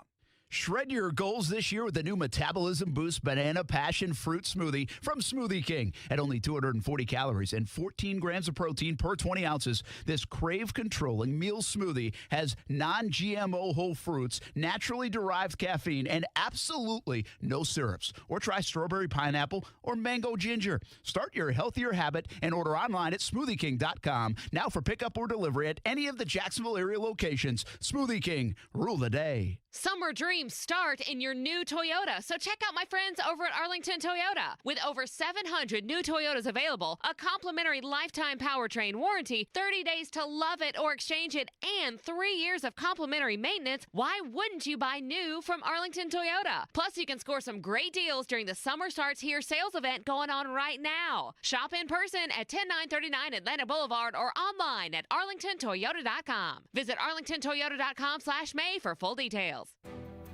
For the ones standing guard. For the eagle-eyed. For the knights in shining armor. And for all those who support them. We are Grainger, your experienced safety partner, offering supplies and solutions for every industry, committed to helping keep your facilities safe and your people safer. Call, click Grainger.com/safety, or just stop by. Grainger, for the ones who get it done. Spring is sprung, the air is warm, flowers are blooming, and the cigars are smoking. Cigars are smoking? That's right. Springtime means Stogie Fest at Aromas. A limited number of tickets are still available for the annual Stogie Fest event. Stogie Fest 2021 is May 14th through the 16th at Aromas off Southside Boulevard. Stogie Fest is for the cigar aficionado to the most occasional smoker. Join Action Sports Jax at Stogie Fest Friday, May 14th from 3 to 6 p.m. for your chance to win a pair of Stogie Fest VIP tickets. Stogie Fest 2021, May 14th through the 16th. Smoked for hours, served in minutes. Now that sounds like good barbecue, and it is at Willie Jewell's in St. Augustine at Murabella Crossing. Open 7 days a week. It's old school barbecue. Trivia night on Monday. Kids eat free on Wednesdays. Check out the Willie Jewell's app and catering for all of your events. Visit williejewels.com and visit Willie Jewell's at Murabella Crossing in St. Augustine. Old school barbecue, smoked for hours, served in minutes at Willie Jewell's.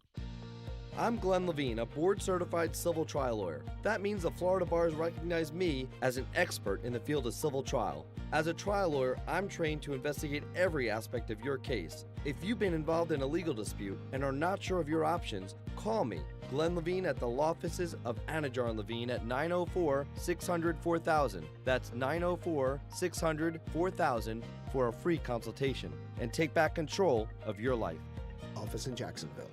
The American Heart Association recommends that everyone get a flu vaccine, especially seniors, children, pregnant women, and people with underlying risk factors such as heart disease, stroke, and diabetes. For more, visit heart.org/flu prevention. Sponsored locally by Florida Blue. Alexa, how do I drive more customers into my business? First, people will need to hear about you. Then you need to be online where they look for you. Then you need to... I don't have time for that. I need to run my business. Okay, searching for a local team that can help. CMG Local Solutions. Visit cmglocalsolutions.com today. Hey, what's up, everybody? It's Austin Land of Action Sports Jax on ESPN 690. If you didn't catch today's episode, I'm not mad at you, not even disappointed, but check out what you missed. What's like the concept? It's like mini games that you kind of compete battle royale style, but it's mini games and you just try to, be the last one standing essentially. Let me try this again. So what is the concept? It'll be English. English. Check out our podcast on all platforms. Just search ESPN 690. Subscribe to our podcast. Thanks. Austin Lane. I had braces. I still have my permanent retainer in. It's been knocked out twice. Brent Martineau. So it's not stuck in there. No, it's not stuck in there. Action Sports Jax on ESPN 690. He was dancing. He was in my TikTok. He was in Chase TikTok. But to be honest, I mean, like I said, I think for his sense, like I say, he prefers a more run game, a balanced offense than a passing offense. And I mean, at the end of the day, like it was tough for us to run the ball, but more so, I think throwing the ball with the weapons we had.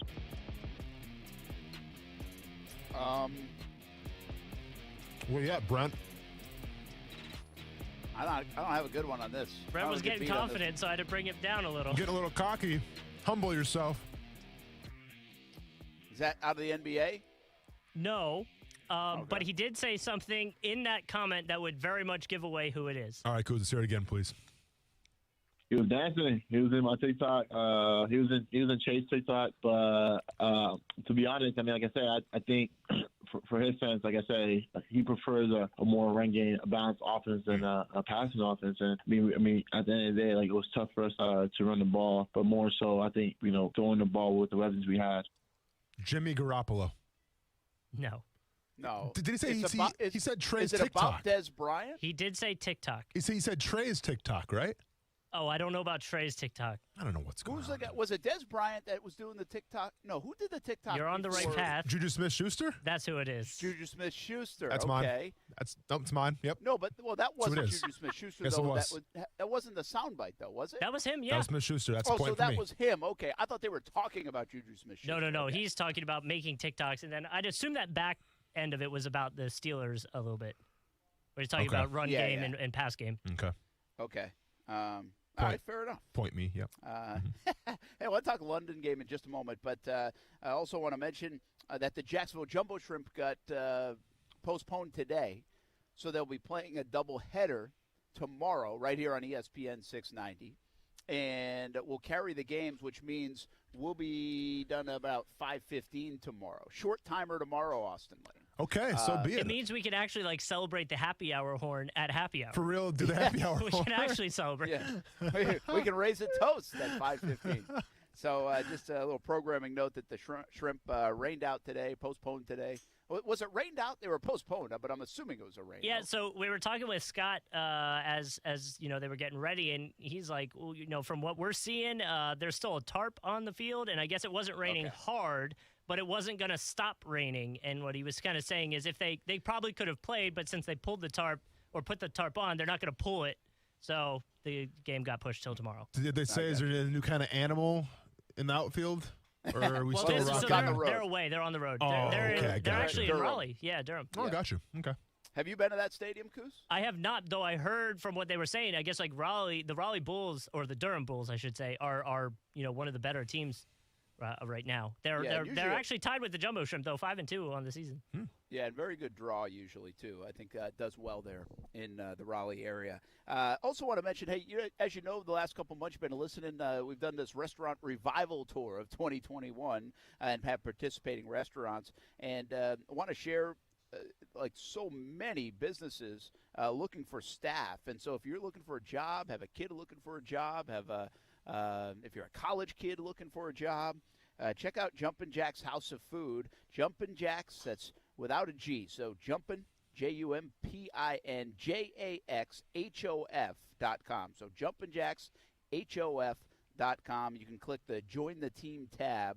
They are certainly looking for some staffing and management at the San Jose store and the Atlantic Beach store. So go check it out, JumpinJacksHof.com. Do you think if you get a job there, they show you how to make those burgers?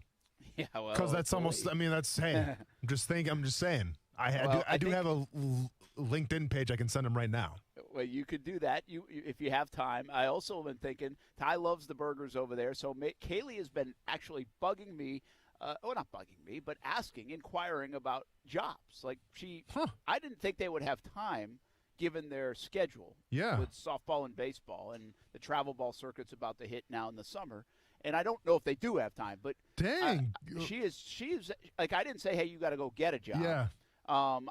She said, now she doesn't have a car to pay for or anything like that, so maybe there's a bigger picture plan for her to save money and then do whatever with that. But she really would like to go get a job, so she's been looking at a lot of different places, and so now I might just kind of needle Ty a little bit and say, hey, see if Kaylee will go apply at Jumpin' Jack's House of Food. She could bring you home a burger every night. Dang, man, look at Kaylee taking initiative. I like it. I mean, I remember. I know. I was really surprised by that's it. I'm crazy. not gonna lie. Like, from a because we really have not pushed it. I worked there when I was in high school. The kids' high school schedule, they get out later. It's 4 o'clock, I think, when they get out. Forget that. And so then you got practice, Yeah, right, and yeah. all this stuff. And, again, travel ball, we're going to be on the road a lot this summer. That's very difficult to do. I think in the fall is a time where she could actually fit it in her schedule because the softball schedule is a little bit lighter. But we're in the car driving one day, and she's just like, hey, I'm looking up so-and-so restaurant and so-and-so restaurant and so-and-so, and you got to be 17 to work here, but you can work here, and you can work 2 days a week and then one on the weekend at this place. I'm like, wow, she was like really investigating this. That's cool, man. Does she want to work at a restaurant? Like she wants to work at a restaurant? Well, I think that's where a lot of the kids go. Okay. I assume Publix and like a Winn-Dixie as well, but also there's just so many restaurants right now. And honestly, like the restaurant business, and we all know this, if you've been out and about, we've seen the stories, is really struggling with staffing right now. So it's a great opportunity for any kid that wants, and if they're hiring high school students or college students, but it's a great opportunity to go get into a job and put your name in the hat and probably have a really good chance to get hired and work a couple days a week and get some experience in the job market. Mad props to Kaylee, man. Because, like, when I was 16, like, my mom asked me, like, so how old are you again? I'm like, I'm 16. She's like, yep, about that time, huh? And I had to go get a job. So, yeah. Man, I didn't have to say. Where'd you work? Me, my first job? Yeah. Was at a Foxfire golf course. And I would wash people's clubs and, like, caddy and all that stuff. I didn't play golf. And part of the deal, like when I worked there, is you got like the free membership, which is a private golf course. Didn't even touch it. Oh, what are you gonna do? What a waste! I worked at what was the equivalent of like a Publix. Yeah. Back home. What was it called? It was called Vidalia's. It was actually the only grocery store in Pennsylvania that was allowed to serve alcohol, like or sell alcohol. Yeah. So we had a lot of people that would come to our store. It was called Vidalia's? Yeah, like the onion. Was it Italian? Like an Italian-owned? I don't think so. No, I didn't really meet the owner. He was kind of mean, but I was also so I'm not going to say it because I'm not going to say it. I could have said something. Not going to say it. But to that, I had they put me. Probably shouldn't have. I was 17, but I worked in the meat department in the back, and I loved it. You were slicing meats? Yeah. Really? Oh, that's fun. I was man. cutting up. Oh yeah, that looks like a blast. You were a T-bone. butcher. Oh yeah. Now, did you ever cut yourself? A lot. Really? Yeah, I cut off the tip of my finger. On like the industrial slicer? No, I just with a knife, and then they grabbed a hot glue gun, opened it, and then just hot glued my finger. Love it. Yeah. Hot glue, awesome. huh? That's a nice little story. Well, super glue. Tell your kids someday. My first job was at Stop and Shop, which is the equivalent of Publix and Sure. And I was bagging groceries and getting carts and stocking shelves. Man, it was awesome. I wasn't the I never did the cashier stuff. Yeah. But I loved it. I still to this day. I think I've said it before. I'll challenge anybody to a bagging groceries contest. What was the name of the Stop and Shop? So that's what it was. It was called Stop and Shop. Stop and Shop. Now, like in New England, there's a big chain. I think there still are. I mean, Sure. Super Stop and Shop and Stop and Shop. Yeah. That was like the big. That was like I said, like the Publix of down here. Okay, well now let's be honest. In Rhode Island, it's not really a chain. It's a link. There's probably only one Stop and Shop in Rhode Island, right? No, but it was like Brent went to the only Stop and Shop in the state. New Hampshire. Everything's there is just a chain restaurant. Should we go to the grocery store in one convenient location, Rhode Island? Yeah. There's one centralized grocery store in Rhode Island. I'm just messing, man. Hey, you know what's funny is like there used to be one of the small ones. I think there was like one of them. It was called IGA. Oh, dude, the IGA. Yeah, we got IGAs back home. Well, they have one, I think. Do they still have one on Beach Boulevard, too? They have one on Beach Boulevard? We had one of those. Yeah, and I think they have one off of Bay Meadows, or they used to, if I'm not mistaken. Yeah, man, Really? IGAs, the IGA. The big one back home for us was working at Wawa. You know, you make the sandwiches at Wawa. That was like the big. Like if you had that job, it's like, oh, you knew someone. Very Philadelphia, but yeah, I get what you're saying. It was that Urban Meyer, Tim Tebow thing. Oh, you knew somebody to get that job. Extremely Philadelphia, but I get what you're saying. We had what else did we have? We had a place called Almax, ALMAC''S. That was like the big chain when I grew up. Okay. And they must have got bought out. Brent, I'm going to throw a name of a grocery store, and you just let me know if I can get a bite here. Piggly Wiggly. Oh, yeah, Piggly Wiggly. No My doubt. man, shop the pig. I like it. Now, Piggly Wiggly, I see those sometimes, like if you go up toward Hilton Head. I believe they might have some they're up Piggly there. Okay. Wigglies. Yeah. So are you saying Wisconsin has Piggly Wigglies? I think they might have. I think they went out of business, but we used to, like, growing up as a kid, we had Piggly Wigglies. Shop You the pig. did? Shop the Okay. pig, baby. Yep. Well, so in like Ohio, the big one is like Kroger. Yep. And that's probably more Midwest. I'm sure there's a bunch of the Kroger, Midwest. that was really big. I went to school at Murray State. They had a lot of Krogers. They did. Okay. Yes. Yep. There's another one that I'm forgetting. That's Giant? big that I've. Aldi's? Giant. Okay. Giant. There you go. Yeah. Okay. No, We had but Giant. I was going to mention Aldi, okay? Yeah. Because Aldi's very interesting to me. Aldi was in Ashland.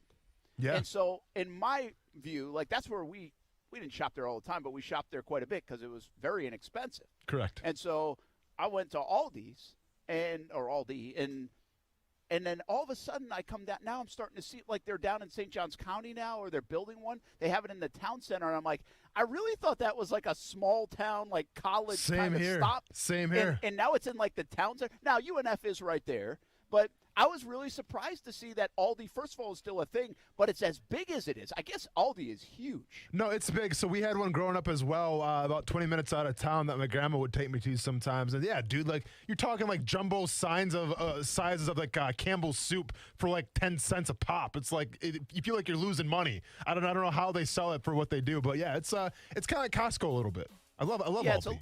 But like non-brand stuff. Non-brand stuff, yeah. Yeah. Hey, if I asked you, maybe you saw this, but I saw this and I ran across it and I wanted to see.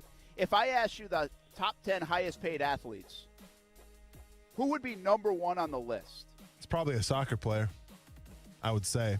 They're 2 and 3, but not number one. Not number one. The highest paid athlete? Yes. And we're talking about just out of a contract or in terms of endorsements as well? Top highest paid athletes according to Forbes in earnings. Is LeBron on that? LeBron is number 5. Mahomes? At $96 million. Fetch Mahomes? Mahomes is not on there. Damn. So that certainly includes endorsements. Okay, so it's endorsements as well. And This it's guy not might LeBron. want to buy a soccer team. What? Oh, shoot. I saw Think that about headline, it. too. Think about it over the break. Don't Okay. cheat. When we come back, the top 10 highest paid athletes in the world. And some of them might surprise you. It's next. Action Sports Jacks on ESPN 690. Plus the London game. Did we learn anything about it? Coming up next on ESPN 690.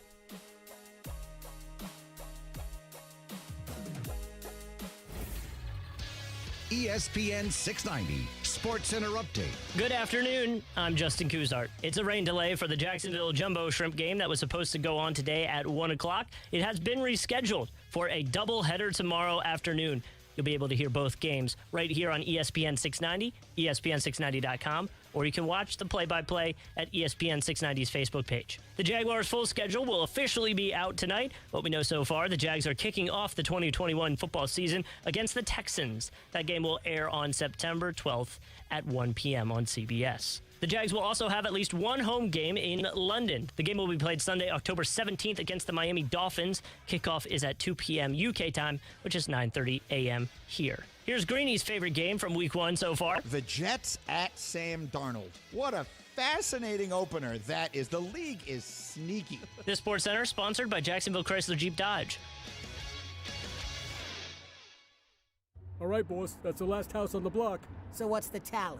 Let's see, 11 houses have Safe Touch security signs. Okay, Safe Touch means we cross them off our list. What else? 6 houses with no security system signs, 1 with a ding-dong doorbell camera sign. Ha, laughable. Yeah, and 4 houses have big blue alarm signs. Big blue alarm. You know, I still can't get over the fact that you can go online and buy one of their alarm signs for $25. Wait, so you're saying there's a good chance that those big blue signs we saw are fake? Well, not all of them. I'm sure some of them have actual alarm systems. Huh. Well, one thing's for sure. When we see a Safe Touch sign, we know it's the real deal. And that's just another reason we stick to the Crooks R Us golden rule. Stay away from Safe Touch houses. Is that on a bumper sticker yet? Crooks know to stay away from Safe Touch houses. Hi, I'm Lester Jackson, president of Safe Touch Security Systems. No one beats our technology or our price. Call Safe Touch today at 888-723-8682 or go to safetouch.com. State license number EF233. CGC Water has been telling you if you're not filtering your water, you are the filter. Still not a believer? Well, you can believe me. My family has been a happy CGC water customer for 4 years now. Customer service is tremendous. We got our water tested. We were told about our options in financing in detail. No pressure, just information. Installation was quick, and the CGC team was there every step of the way. And we absolutely love it because it works. Heck, I even think my coffee tastes better because of it. And I love my coffee. A Kinetico system from CGC Water removes up to 99% of contaminants.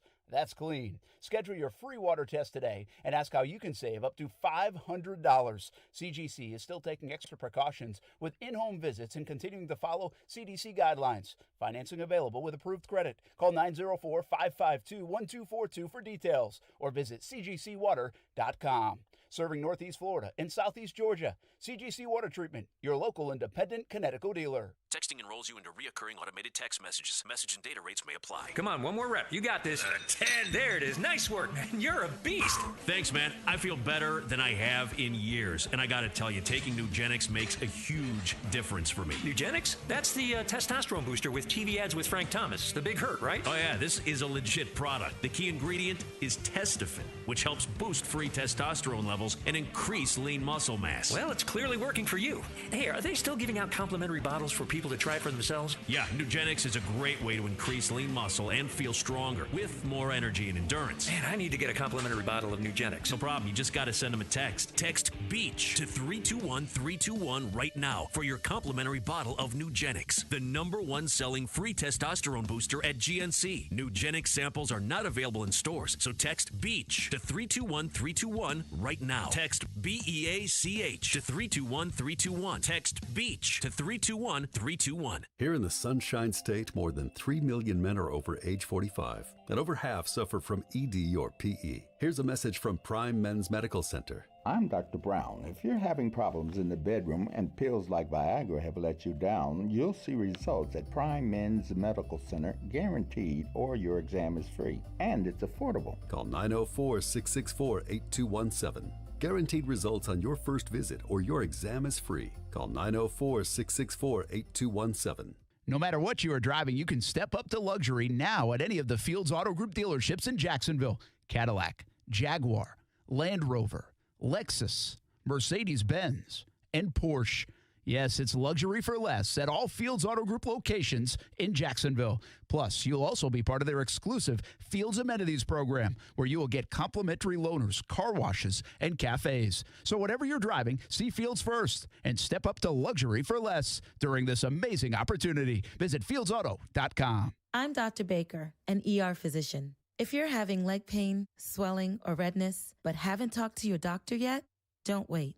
This could be deep vein thrombosis, a blood clot which could travel to your lungs and lead to a pulmonary embolism, which could cause chest pain or discomfort or difficulty breathing and be deadly. Your symptoms could mean something serious, so don't wait. Talk to a doctor right away, by phone, online, or in person. Brought to you by Bristol-Myers Squibb and Pfizer. This is Greeny with Mike Greenberg. When you start to realize that the reason New Orleans Saints hadn't made a Super Bowl in the last few years is Drew Brees. Drew Brees wasn't the same guy late in season. Weekday mornings at 10 Eastern on ESPN Radio and watch exclusively on ESPN Plus.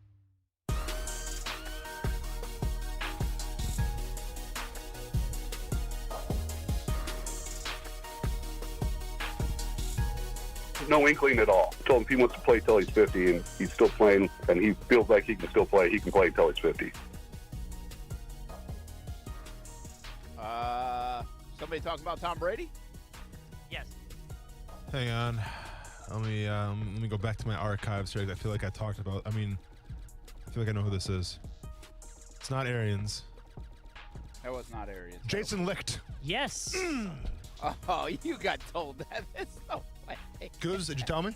I did not tell him. No. I was actually kind of hoping he would say that because I was worried about having to say the last name. Hey, Brent, you remember when we did the show rundowns yesterday and I said a topic we should talk about was Tom Brady getting a lifetime contract? Yes. Well, where do you think that came from? You had a little history there. I got there you go, Good for man. You. That a baby. Yeah. I'm beating you today, all right. 2-1. Yeah, 2-1. Yes. 2-1 right now. You're kind of behind the count, just to let you know. We got time. Okay. Have you figured out who the #1 highest paid athlete in the world is, according to Forbes? That I don't know. It's got to be a baseball player, huh? In fact, there's not a baseball player on this list. Really? Which will speak to their lack of endorsements outside of the game. I guess that makes they have sense. Big contracts. We have already said LeBron James is number 5. Is Jordan still up there? You said 2 soccer players, so I'll give you their names. Okay. Messi is number 2 at $130 million. Ronaldo is number 3 at $120 million. This number 1 guy though is $50 million more than Messi. Is he a current athlete or retired? That's been back and forth. He's threatened retirement, but I think he still would be listed as current. I think I'm on the right track. Does this person punch people? At times. Oh, Floyd. Is it what? I was going to say Floyd or McGregor. It's not McGregor. Whoa. McGregor?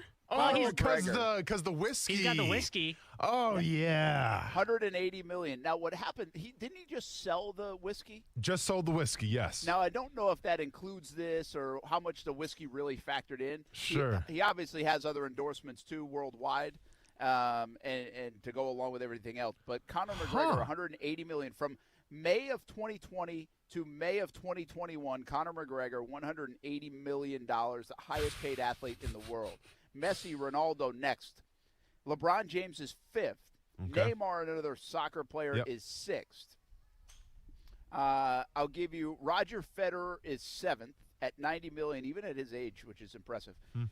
You'd guess for a while, but it won't surprise you, but you wouldn't get him. Lewis Hamilton, number 8 at $82 million. Yeah. Okay, so I left 3 names out. One is 4th, just signed a mega deal recently. Okay. 2 of these guys are in the NFL, by the way, that are in the final 3 that we haven't said. One guy just signed a mega deal. One So guy Patrick just signed a Mahomes. mega. No. How is he? Okay, just signed a mega deal. Who else signed a mega deal? No, Watson's been. You lost a bet on it. Oh, Dak Prescott? Mm-hmm. Is the 4th overall, but I think a lot of that. Remember, he got a ton of upfront money. Yeah. So, and he also I do see him on endorsements. Is he yogurt? like yeah, the guy's all about his yogurt. So I don't know what the. Is it Yoplait or whatever? Dannon, whatever, one of those. Yeah, I think he is one of them. Yeah, so he's top 5. That's a surprise. But I think a lot of that. I don't know if he'll be on this list next year, but I think a lot had to do that mega signing bonus. Okay, I'm shocked. Okay. Number 9 is another NFL quarterback. Aaron Rodgers, State Farm Insurance, discount double check. No, it's interesting. You know, those are the names we think of, but I'll give Baker Mayfield? Lifetime contract. You just said it. Oh, Tom Brady. Tom Brady. Okay. But he makes a lot probably off his own brand, but you don't see him in commercials and stuff, do you? No. Like his endorsement stuff isn't like commercial based. Like you're thinking Aaron Rodgers and the rest. Of course.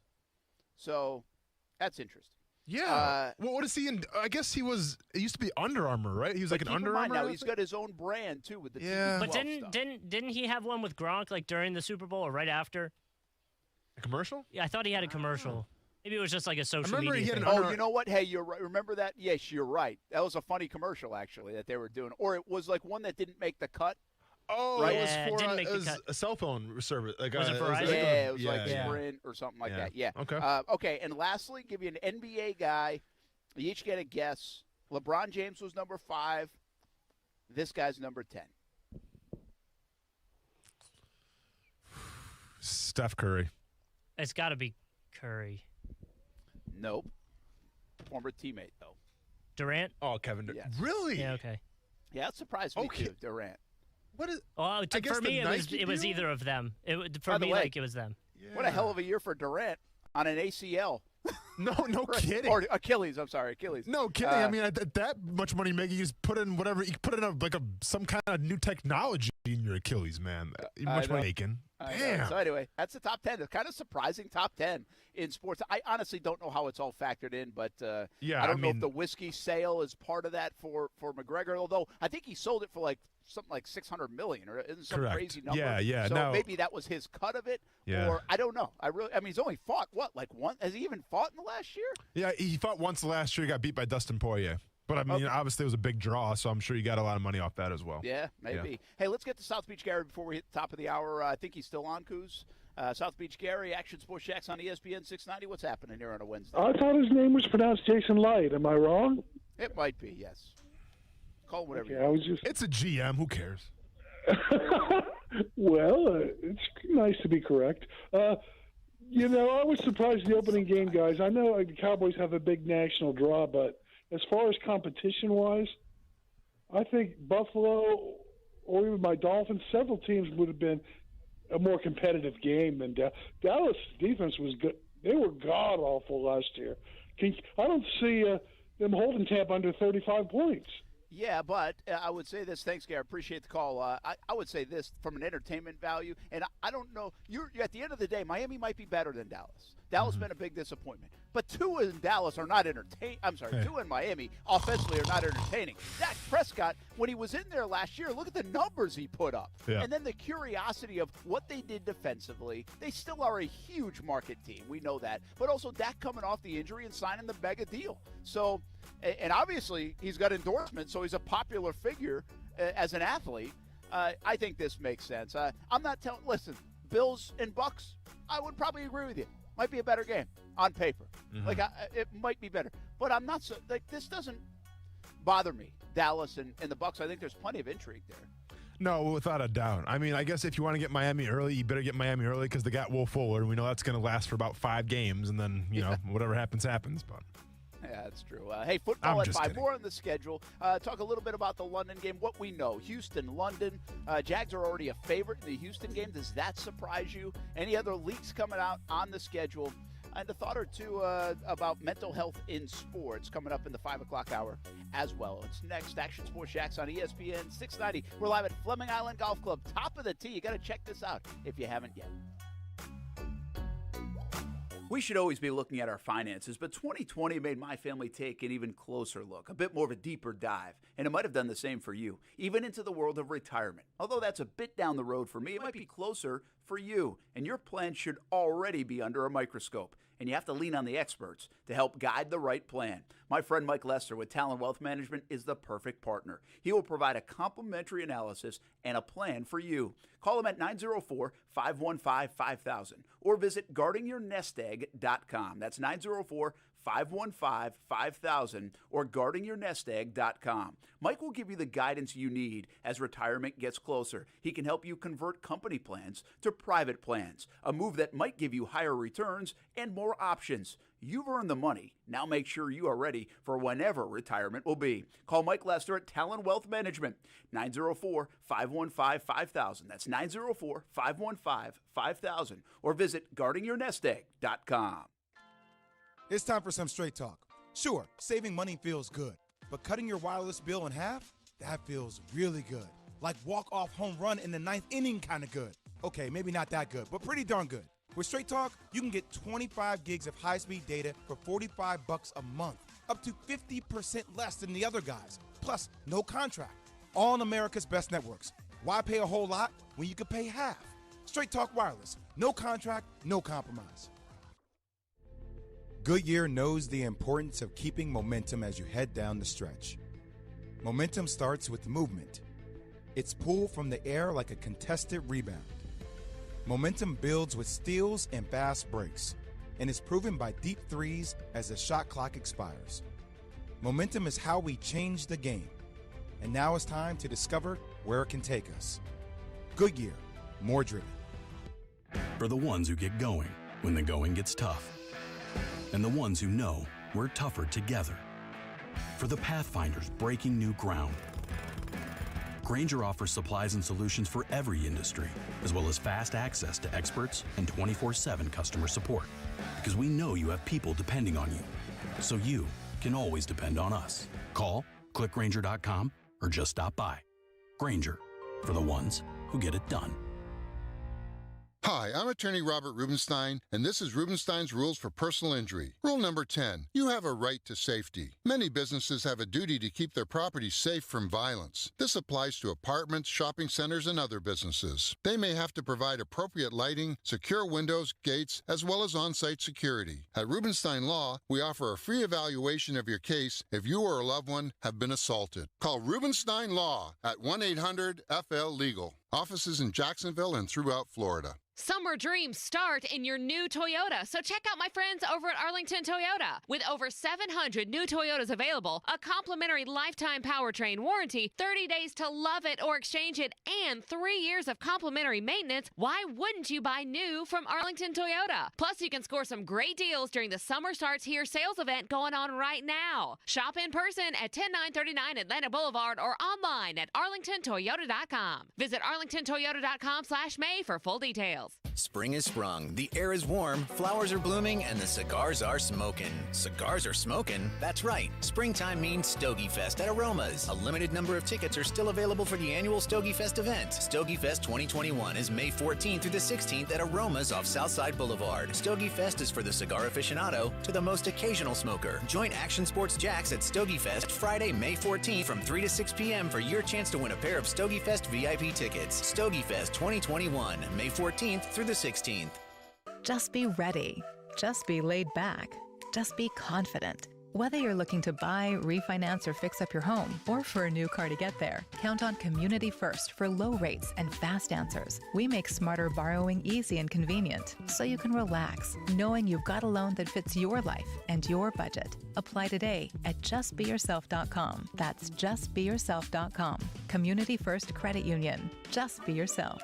Federally insured by NCUA, Equal Housing Lender. Financial losses around the country. Buster Olney on Key J&Z. Baseball finals today. The Mets hammer the Orioles 7-1. The Reds get 4 in the 10th and beat the Pirates 5-1. The New York Rangers fire head coach David Quinn after 3 seasons on the job. Last week, team president John Davidson and GM Jeff Gorton were also fired. Think O'Reilly Auto Parts for all of your car care needs. We're close, convenient, and known for our guaranteed everyday low prices and excellent customer service from professional parts people you can trust. Stop by your local O'Reilly Auto Parts today. O'Reilly Auto Parts. Better parts, better prices every day. Broadcasting live from the ESPN 690 Anajar and Levine studios. Anajar and Levine Accident Attorneys. Call 904-600-4000. That's 904-600-4000. ESPN 690. Jacksonville's home for ESPN Radio. WOKV Jacksonville. Listen live everywhere you go on ESPN690.com. ESPN 690, a Cox Media Group station. Broadcasting live from the ESPN 690 Anajar and Levine studios. This is Action Sports Jax on ESPN 690 with Brent Martineau and Austin Lane. You only can go left or right or up the middle. You know, it's not like you could do some other stuff, right? You go left or right or up the middle. Right. They call it different things depending on which guard is pulling, if you're pulling a tackle versus a center, but it's still somebody pulling. Yes, all the pressure is certainly on Sean McVay, in my opinion, because you took a guy that took you to a Super Bowl in a couple playoff appearances and won some divisions to the point where there was no return. You had to make a late season decision on who to start at quarterback. So it's boom or bust for the Rams. It totally is. Either they go to the Super Bowl or it's a bust. So it's this year. Oh, absolutely. That's Keyshawn. Jay Williams, Zubin, ESPN 690 every morning, 6 a.m. until 10 a.m. From the Jacksonville area all the way up towards Savannah and down where I was yesterday. I'm amazed. We got Winter Springs, Florida, 136 miles away. You can hear it loud and clear on ESPN 690. Of course, you can get us all over the world on the Facebook, YouTube, Twitter, Twitch. So you can hear ESPN 690 wherever you want to. That was an interesting comment. Rams obviously have a lot in this year. They put a lot into the last few years, Austin, because of trading away draft picks and accumulating players like Jalen Ramsey. Aaron Donald's been so good. I don't know if the window's near closing, but he's been so good. You want to capitalize then. And they go acquire Matthew Stafford. Although when they acquired him, I wasn't so sure that meant Super Bowl or bust for them. Yeah. It's Matthew Stafford's still relatively young. So if they want to hang on to him and they like where they're going with him, Paying him a lot of money, I get it, but I don't know if I feel that way, Super Bowl or bust. Although after last year where they knocked on the door a bit, if they upgrade quarterback, one could say the natural progression might be to win that NFC. Yeah, I mean, you get the sense with the Rams, we talk about it seems like on a yearly basis now, is they give up their first-round picks. They essentially give up their future for the now, right? We saw it with Jalen Ramsey a little bit. Now you've seen it with Matt Stafford. It's I don't know. It seems like they always find a way to, correct themselves, if you will. I think they did that, when they got rid of Todd Gurley. They bring in Cam Akers. Now Cam Akers looks like to be the featured back in L.A., but I think the whole narrative is coming from, listen, you gave up so much draft capital for the now, so you better win now, because in the next couple of years with the salary cap, you might be in trouble. Now, you know how I feel about the salary cap. It doesn't exist. It's just a myth, an urban legend. But I can see the narrative where people are concerned of, if you guys don't write this thing pretty soon, the next couple of years could be problems. Yeah. Yeah, and I don't know how long that is or not. I don't know if it's just this year. So we'll see what happens. And, listen, McVay was such the hot guy in the NFL that if you had shaken his hand, you got a job type of thing. Yeah. Then they disappointed, and then they bounced back last year and do well. And so I don't know if he's like the apple of the NFL eye, but he certainly has gained momentum back. I wonder when that loses some steam if he doesn't get back to the big one, because he did it so early. He became this young genius, if you will, going up against Bill Belichick. But if you don't go back to the big game for then a handful of years, 6-7 years, and that starts growing and growing, that will certainly lose the luster for a guy like McVay. Well, especially nowadays, it seems like even though you go to the Super Bowl, it doesn't really guarantee you anything. We saw it with Doug Peterson. Doug Peterson went to the Super Bowl and won it against the Patriots a couple years ago, and now where's Doug Peterson at, right? So it's not the end-all, be-all if you're a Super Bowl champion or even if you go. But I will say, I think the way that Sean McVay's handled that offense, the way he's shown the ability to adapt and evolve, I think that's bought him a little more time. Now, I'm not sure, what that locker room presence is, what the culture is like, but all I know is Sean McVay, being an offensive guy, took a step forward last year with, some could arguably say, a lot less than they had when they went to the Super Bowl. Yeah, fair enough. Brent Martineau here at Top of the Tee at Fleming Island Golf Club. We've been here before with the show. It's a fun place to be. Think a little bit Topgolf-esque, but over here in Fleming Island and attached to the golf course, too. It's a great concept, a great idea Charles Rawlson and everybody here at Fleming Island Golf Club have done. By the way, Fleming Island, a part of the Dream 18 card. You can go check that out, ESPN690.com. Great Father's Day gift coming up in the next month. Just $69 now for the Dream 18 golf card, discounted golf for 8 different area courses, and this is one of them. Also some free stuff on there, too. So go check it out, ESPN690.com. So I'm here, Austin Lane, back in the Action Sports Shack studios. Coos as well. Programming reminder that the Jacksonville Jumbo Shrimp will not be on today. Their game postponed. It'll be a doubleheader tomorrow starting at 5:15 on ESPN 690, so our show will get cut short by about 45 minutes to give way to the Jumbo Shrimp. Or obviously, we broadcast the games right here on ESPN 690. Big story today is the schedule. The Jags schedule being leaked. Most of it is out there. A good portion of it is out there from a leaking standpoint. Here's what we do know that's been confirmed. Houston, week 1. Do you like that, Austin? Just to revisit a little bit of what we talked about, listen, there might not be an easier game on anybody's schedule on paper than Houston. I don't fall for that because I know how the NFL works. Yeah. And the Jaguars have been that easy game for many of people, and it hasn't turned out that way, too, over the years. I think this is a divisional game. Who knows if Deshaun Watson's playing, that's going to be a tough game no matter what they look like elsewhere. Sure. They look a mess in the offseason. It doesn't mean they can't win a football game in 2021. But on paper, that's not a bad start for Trevor Lawrence and Urban Meyer. No, they can definitely win. Let's not get ahead of ourselves here. But at the same time, there's a reason why the Harlem Globetrotters play the Washington Generals, so you can showcase the talent a little bit. I think Houston, in terms of their offense and defense, gives you the best shot to showcase your talent on offense and defense. Now, if Deshaun Watson plays, well, then obviously the narrative changes a little bit. But the way it's looking right now, we're not even sure if he's going to be on the team yet, where he stands in the court system. There's still a lot of stuff to unravel here in Houston. But I think if you look at Urban Meyer's perspective, first-time head coach, first NFL game.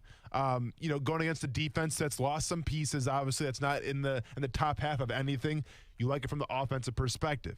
If Deshaun Watson sits out, well, from Joe Cullen's perspective, what do we have? We have a first-time defensive coordinator in his first regular season game going against who knows who the quarterback's going to be. You like that from Joe Cullen as well. So I understand, there's the preseason, try to build your confidence up a little bit. But if the Jaguars show up, and they do what we're expecting them to do, that could be a big confidence booster going into the regular season as well. Yeah, there's a couple more games leaked out there. Ryan O'Halloran, used to work for Florida Times Junior, now covers the Broncos, says the Broncos are coming to Jacksonville in week 2. That would be the season opener. Again, a Broncos team that right now has Drew Lock, is just okay, not great. Now, do they end up with Aaron Rodgers? I don't believe that's happening, but Vegas kind of believes that could happen if Aaron Rodgers even plays. Vegas believes he could even retire. But the Broncos-Jaguars, again, not confirmed by the team or the NFL, but that would be a relatively good-looking home opener to maybe steal, right, Austin? No, without a doubt. You always want to make that good first impression at home, your first home game in front of that crowd that's probably going to be sold out because everybody wants to see the intrigue. Now, might be a little toasty, but that's okay. Taking on a Denver Broncos team where, once again, what's their quarterback situation going to look like? On defense, they have some key components, but they've been struggling the past couple years. So, to have the Texans-Broncos back-to-back, from a confidence standpoint, if everything goes the way that you're planning it to go, you couldn't ask for a better matchup. If you're looking at the leaked schedule stuff, Cardinals would then play the Jaguars the following week. Jaguars at Bengals on Thursday Night Football. And then the Titans-Jaguars after that, and then the Dolphins-Jaguars in London. And that's the only other game that we know is confirmed by the league and by the team and by everybody over in London. That is the Dolphins and Jaguars. Obviously, the interesting part of this, Austin, is the fact that they are the closest teams that they would play on the schedule, and they've got to go across the pond to play. But Miami is a good football team, not an unbeatable football team. True. Yeah. I don't know how you feel, because obviously with the Miami game, they would travel here, so it would be a lot of Dolphins fans. It would probably be a sellout, honestly, depending how Miami's doing and depending how Jacksonville is doing. But it's going to be a great matchup across the pond. Like you talked about the storylines a little bit with Tua Tagovailoa, and then you got Trevor as well. So, as far as the must-see game in London, are London fans going to appreciate it? Maybe not. I don't know. Maybe not. I think you could have had a better game there. But I think in terms of what you're missing out in Jacksonville, it's probably not so much.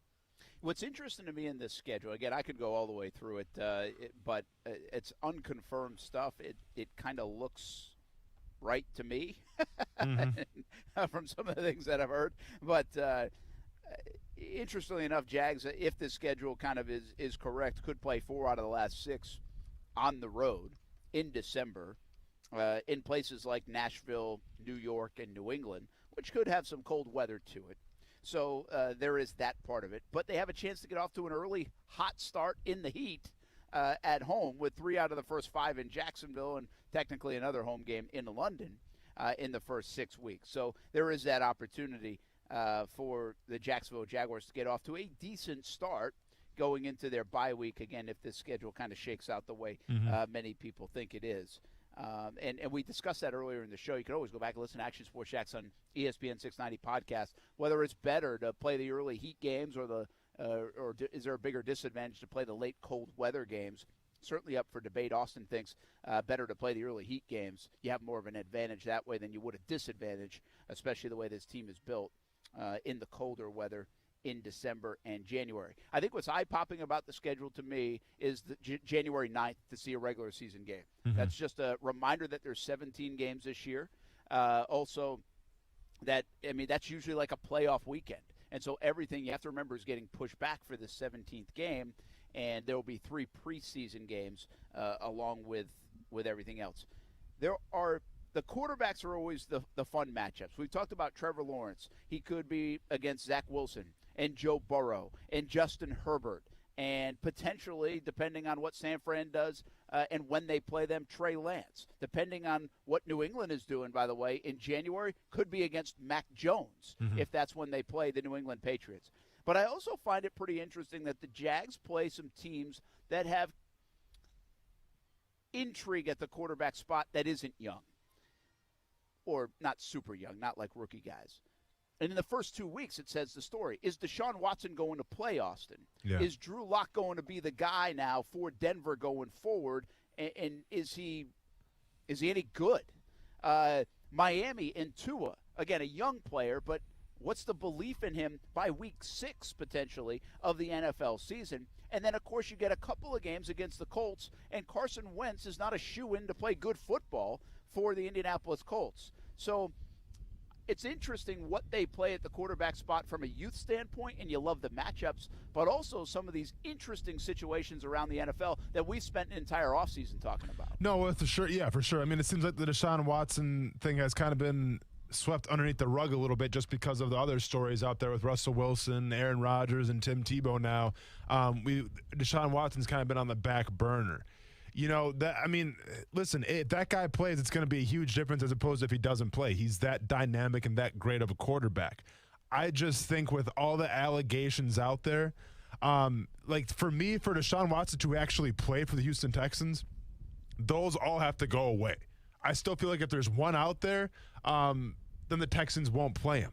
So you mean to tell me, and I don't even know what the number is up to because I know a couple, went away, but I think we're in the 20s if I'm not mistaken. 20 of those allegations that are probably going to go through the court system, all that stuff. You mean to tell me that's going to be all finished and figured out by the time the NFL season starts? Man, I have a hard time believing that. I have a hard time believing they're just going to settle out of court for every single case. There's no way. So I'm not sure what the Vegas odds are, if there are Vegas odds for Deshaun Watson playing, but I don't think it looks good for him to play week 1 for sure. So that's going to obviously benefit the Jaguars there. With Drew Lock, I think it's going to be a true quarterback competition in Denver. I think that last year they gave Drew Lock his shot, and he didn't take the ball and roll with it. So now it's like, all right, let's add some pressure to this kid. Let's see what he has. Teddy Bridgewater, he's serviceable. He did okay in Carolina. I think it's actually an open competition there in Denver. So I'm not sure if it'll be Drew Lock or Teddy Bridgewater against the Jaguars, but I wouldn't be surprised if it is Teddy Bridgewater. Yeah, that's a good call, too. And so some of these quarterback position spots are in flux, and you just don't know. I also think, if you remember Justin Herbert last year, one of the great moments he had was against New Orleans in prime time. Now, they ended up somehow losing that game. They really blew it late. But he put on a show, and it was in prime time. And I wonder how much Trevor Lawrence can do that on this schedule. You have the Falcons, right? Matt Ryan. You have potentially a guy like Cam Newton late in the year. You have all the young quarterbacks. But you have Russell Wilson that you can go head-to-head with. You have Kyler Murray you can go head-to-head with. How much do you – and Matthew Stafford in L.A. How much do you think that Trevor Lawrence could seize those games to even raise his stock more and therefore the Jag stock more and have a lot of people buying the Jaguars stock moving forward based off a couple of the results like Herbert did last year? Yeah, I agree with you here. It's kind of what put Kyler Murray on the map a little bit, too, and got him the MVP conversation. It was that Seahawks game where he essentially outdueled Russell Wilson, who at the time was the favorite to win the MVP. Anytime you're going against, the best quarterbacks in the league, we use that as a litmus test to see, well, how good are you really? And then those, the examples that you gave are prime examples. When you travel to L.A., you take on Matthew Stafford. When you play Russell Wilson, when you play Tom Brady, those are the games that we're going to be like, okay, it's the future versus the now, the future versus the present, if you will. So yeah, I think those are monumental games, not only from obviously a confidence standpoint from Trevor Lawrence, but also I think a confidence standpoint of the Jaguars fans saying, all right, he did okay against these big name quarterbacks. We like what we have going forward. Yeah, I don't know if it even means anything, Austin. But there's kind of like a subconscious, like right now, we feel like Trevor Lawrence is the man. And Trevor Lawrence is going to be here for a long time. And Trevor Lawrence is going to change the organization. Well, I think the next step, there's a couple steps in between, and that's seeing him on the field in August and even the preseason games. But I think beyond that, once you get to this rookie season, I think we want to see evidence, one, that he's as good as we all think, right, at the NFL level. he gives us a decent first impression. You look at the end of the year and you say, hey, how many touchdowns, how many picks? Yeah, he played a couple poor games and rookie games, but he also did this. Mm-hmm. And then I think there's this other level of that says, hey, man, he outdueled Russell Wilson in Seattle. Mm-hmm. Right? No, You're for like, sure. He outdueled Zach Wilson. We got the better guy. Yes. Like, that's a good start. Like, I almost feel like I say we. I think Jags fans, I think people here, I think you need a couple of those. But the point being is there's plenty of opportunity for that on this schedule. And we've known they were going to play these teams, so that's not new. But the opportunity for that exists. The one caveat here is the opportunity doesn't exist much potentially in prime time. It looks like Joe Burrow in Cincinnati in prime time, so there's one. But that might be the only if the schedule that's been leaked out might be the only primetime game the Jaguars get. And so that Herbert moment against New Orleans on Monday night, I think that's what it was, that might not present itself. I don't know if that's needed, but I just think there is this, there's levels of Trevor Lawrence success that we want to, bookmark and say that there's another benchmark hit, And I think along the way of the season, when we take it in totality, sure, but week by week, we want to be able to say, man, look what he did. Kyler Murray came to town, and Trevor and this offense put on a show. That would be a nice checkbox against a team like Arizona that offensively looks pretty darn good. No, for sure. And that's kind of the issue, that these games aren't happening in prime time. It's one thing to take a look at a box score, to see a stat line, or go on Twitter and see the highlights and think, okay, Trevor Lawrence did good. But it's another thing to watch that game on prime time, play after play after play, and really get a great idea of what Trevor Lawrence is bringing to the table that day. I do like the fact, though, that, the Bengals game, if we assume that's going to be the Thursday night game and everything's in play early on in the season, that is early because it'll give people their first kind of chance to see Trevor Lawrence and what he's all about early on in the season, and against probably a defense that, could be a little porous where he can have success with. So that's got all the makings for, number one, obviously put the Jaguars on the map a little more, and for also give Trevor Lawrence a little more confidence. Because like I said, in the start of the show here, if you go back 2 years ago, Gardner Minshew put his name on the map from one Thursday night game against Tennessee.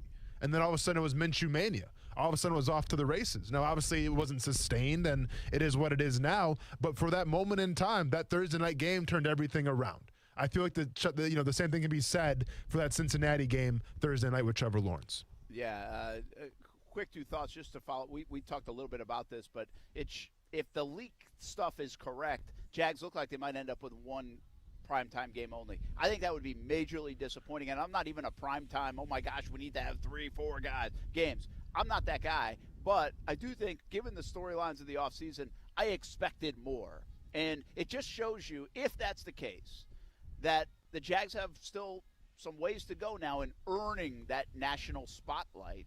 And hopefully Urban Meyer, Trevor Lawrence, and this 2021 edition of the Jaguars can't do that as we head into 2022, or even later in the season. Maybe they're a factor and a game gets flexed. But I ask it in this context, and I asked it a little bit earlier, Austin.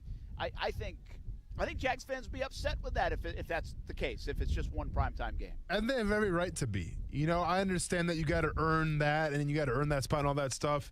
And I even understand back in 2017 when you go to the AFC Championship game the next year, fans felt disrespected. And once again, they probably should have from the lack of primetime games. I'm a big proponent of primetime games for two reasons. Number one, I think it's more money for your team. And number two, it's more branding and getting your name out there to the national audience. I think last year, if we see Cincinnati had two primetime games, it echoes the question once again. Where's the Jaguars' two primetime games? I get it. One of the worst defenses last year. I get it. An offense that was, middle of the pack. Not a lot of star power, all that stuff. But this is a quarterback-driven league. People tune in to watch the quarterback perform. Rules get changed in the NFL to help the quarterback perform. You have Trevor Lawrence. He has set a record for the most jerseys sold in a short amount of time. The analytics show, Twitter shows, the endorsement show that Trevor Lawrence could be a star. And why you don't showcase that his first year as a rookie and get a glimpse of it only for one game on a Thursday night, it's a little beyond me. Yeah, we got some weather blowing in here at Fleming Island Golf Club as a wind picks up. Hopefully it won't storm. Let's do something that would be fun to do right here at the top of the tee. A little happy hour horn on a Wednesday in the 5 o'clock hour. Vida de Louis! The good vibes! Taste the islands and every drop of Vida de Louis tequila. 100% blue agave from Tequila, Mexico. Good vibes. It's a celebration!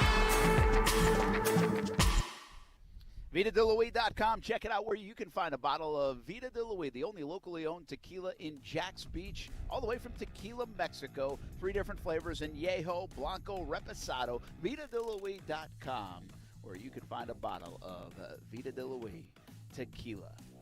Well, the schedule stuff will get confirmed a little bit later on. Yeah. What you got? Well, we got some breaking news coming out of Green Bay. Nothing crazy. But according to Tom Silverstein, who is Milwaukee Journal Sentinel reporter and Green Bay Packers beat reporter, this will be a nice little tease for the next segment here. But the Packers have shown interest in a former, let's just say maybe a current or a former Jaguars quarterback. Oh, okay. Very good tease. You're How you like good that? at this business. That is nice. How you like Very that? good, Austin Lane. Tease of the week at least. Now let's go to back-to-back Brent Martineau commercials, and then check us on the other side of the show here, and we'll have that information for you. We'll be back on ESPN 690. Well done. Now, the first alert forecast on ESPN 690. Scattered showers and a few heavy storms into this evening, and overnight tonight it turns cooler as we drop into the low to mid 60s. Partly to mostly cloudy, windy, and much cooler tomorrow and Friday. Highs tomorrow only in the upper 60s, and on Friday in the mid 70s. From the First Alert Weather Center, I'm Action News Jax Chief Meteorologist Mike Burrish. The Weather Center is brought to you by Beard's Diamonds, where you get the lowest diamond price guaranteed or your money back. It's been 6 months since my wife leased her new Cadillac from Fields Auto Group, and she absolutely loves it. It's our first experience with Fields, and it's been terrific. They say you can step up to luxury for less, and we did. Not just a luxury Cadillac XT6. The car is beautiful, but the customer service is extra special, too. It was like that at Fields Cadillac Jacksonville, and it will be like that at any of the Fields locations in Jacksonville. Cadillac, of course, Jaguar, Land Rover, Lexus, Mercedes-Benz, and Porsche as well. Yes, it's luxury for less at all Fields Auto Group locations in Jacksonville. Plus, you'll also be part of their exclusive Fields Amenities program, where you will get complimentary loaners, car washes, and cafes. We are now part of that Fields Amenities program, and my wife tried the loaner program. It was easy and a nice added benefit. So whatever you're driving, see Fields and step up to luxury for less. Check out their locations all around Jacksonville, just like we did. You can go visit fieldsauto.com. For the ones finding new ways to ensure the job always gets done. For the ones wearing many hats. For the ones who are hands-on, even from far away. And the ones keeping business moving forward.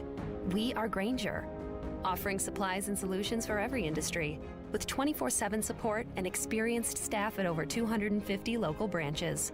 Call, click Grainger.com, or just stop by. Grainger, for the ones who get it done.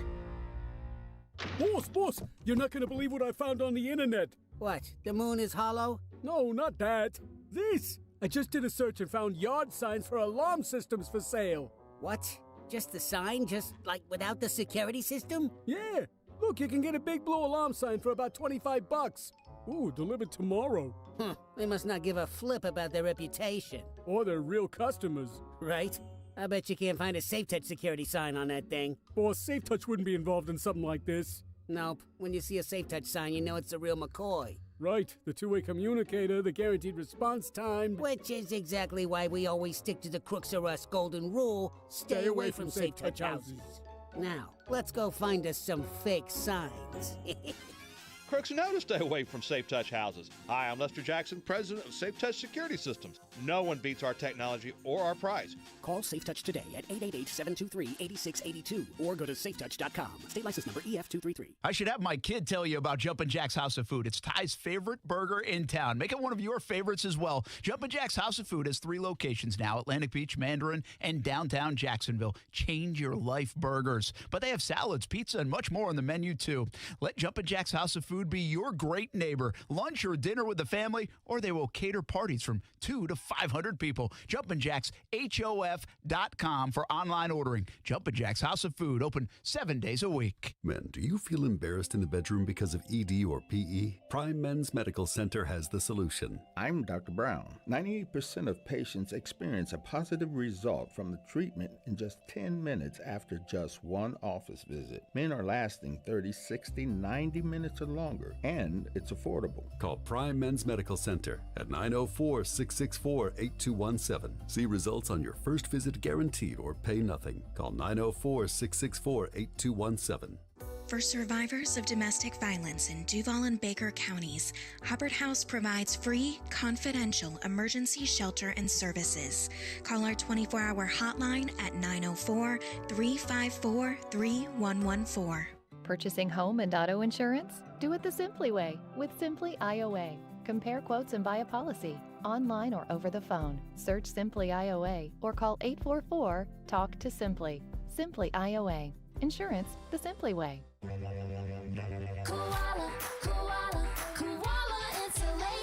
Hey, I'm Carrie. And I'm Bruce. We're the owners of Koala Insulation. Did you know that according to the Department of Energy, heating and cooling account for almost half of the home's energy use and expense? We started our insulation business because we wanted to help people save money on those energy bills and live a healthier life. Schedule a free evaluation today at koalainsulation.com. Koala Insulation. Clean, knowledgeable, and trusted. Vote for this week's ESPN 690 High School Athlete of the Week, presented by Honda of the Avenues. Each week, an athlete with the most votes will be announced on Action Sports Jax. To vote or nominate your favorite student athlete, go to ESPN690.com or check us out on ESPN 690's Facebook page. Keyshawn Johnson, Jay Williams, and Zubin Mahente. How many teams really need to change the starting quarterback position? That list is probably 4 or 5 teams. They are. Washington, Chicago. Let's throw Carolina in there, even though they have a starter. Patriots is 4. Who else? Keyshawn, J. Will, and Zubin. Weekday mornings at 6 Eastern on ESPN Radio. Or streaming live on the ESPN app. The Max Kellerman Show. The Nets started out the season without James Harden, who's their second best player, and then have played recently without Kevin Durant, who's their best player. Also, when Kyrie joined the team, he and Harden had to figure things out. There was an adjustment period. And so the Nets' record does not reflect, their entire record does not reflect the team they've become. The Max Kellerman Show, weekdays at 2 Eastern on ESPN Radio. Watch exclusively on ESPN+. This is Action Sports Jax on ESPN 690. Welcome into the show, a name you know. If you've been listening and watching ESPN for a long time, I know you know him. We're going to call him one of the forefathers, if you will, of sports radio, Mike Greenberg. Thank you. Forefathers is an interesting, that's fascinating. Every day, as I talk to more people, I get older and older. So that's kind of funny. Listen weekdays from 3 to 6 p.m. in your car or stream them. ESPN690.com. Brent Martineau. They probably already have one. Cornholing. Austin Lane. You're going to have a call from PR in a little bit here. Action Sports Jax on ESPN 690.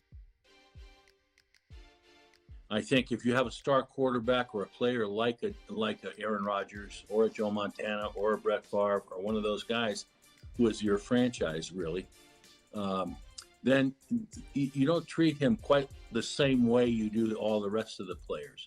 Yeah, that's not to mean you let him cross the line, but he is responsible for your team winning most of the time, and so you better have a good understanding with that player. And that sort of thing seems to have broken down there, obviously, and it's too bad, in my opinion. I have no idea who that is. I wasn't paying attention. Former NFL head coach. Mike Holmgren. Yes. I said it first. I got there just a little quicker than you did. Brent Martineau, 3-1. Brent Martineau behind the count, 3-1. Very good. Good old Mike Holmgren. So the deal in Green Bay now, according to this report, and after your terrific tease. Yep. Thank you. And now updated by the Schefters and Peliceros of the world. Yeah, I got there just a little quicker, guys. Have to keep up with me. Blake Bortles to the Green Bay Packers. Yes. How about that? Does that make some sense? How about that? I mean, it makes sense, right? Because once again, talking about connections. Hey, there better be a freak out about Blake Bortles going to play quarterback in Green Bay, though. Huh? There better be some kind of outrage because of the Nathaniel Hackett connection. Yes. All right? If Tim Tebow's getting chastised for being a third-string tight end, there better be some ammo left on Twitter saying, why is Blake Bortles going to Green Bay? Because I'd rather give up Gardner Minshew, just saying, Green Bay. I think Minshew is a little more promising, just saying, Green Bay. But it is what it is.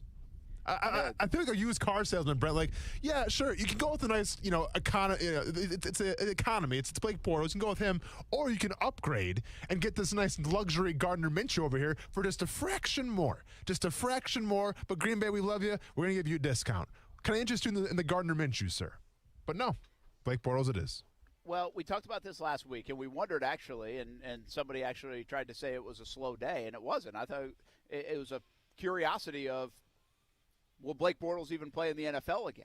Mm-hmm. And this was a landing spot that we suggested, and I think others did too. But then you kind of married the pieces together of Nathaniel Hackett. And if you need a quarterback, he got the best out of Bortles that season. They have a very good relationship, Nathaniel Hackett and Blake Bortles. Less publicized than Urban Meyer and Tim Tebow, by the way. Yeah. But they do have a very good relationship. And so, obviously, this is an insurance policy of sorts for the Green Bay Packers. They had nobody else on their roster, I think, even, right, Austin, other than Jordan Love? Well, yeah, it's Aaron Rodgers and Jordan Love, so yeah, they definitely need a backup. Yep, correct.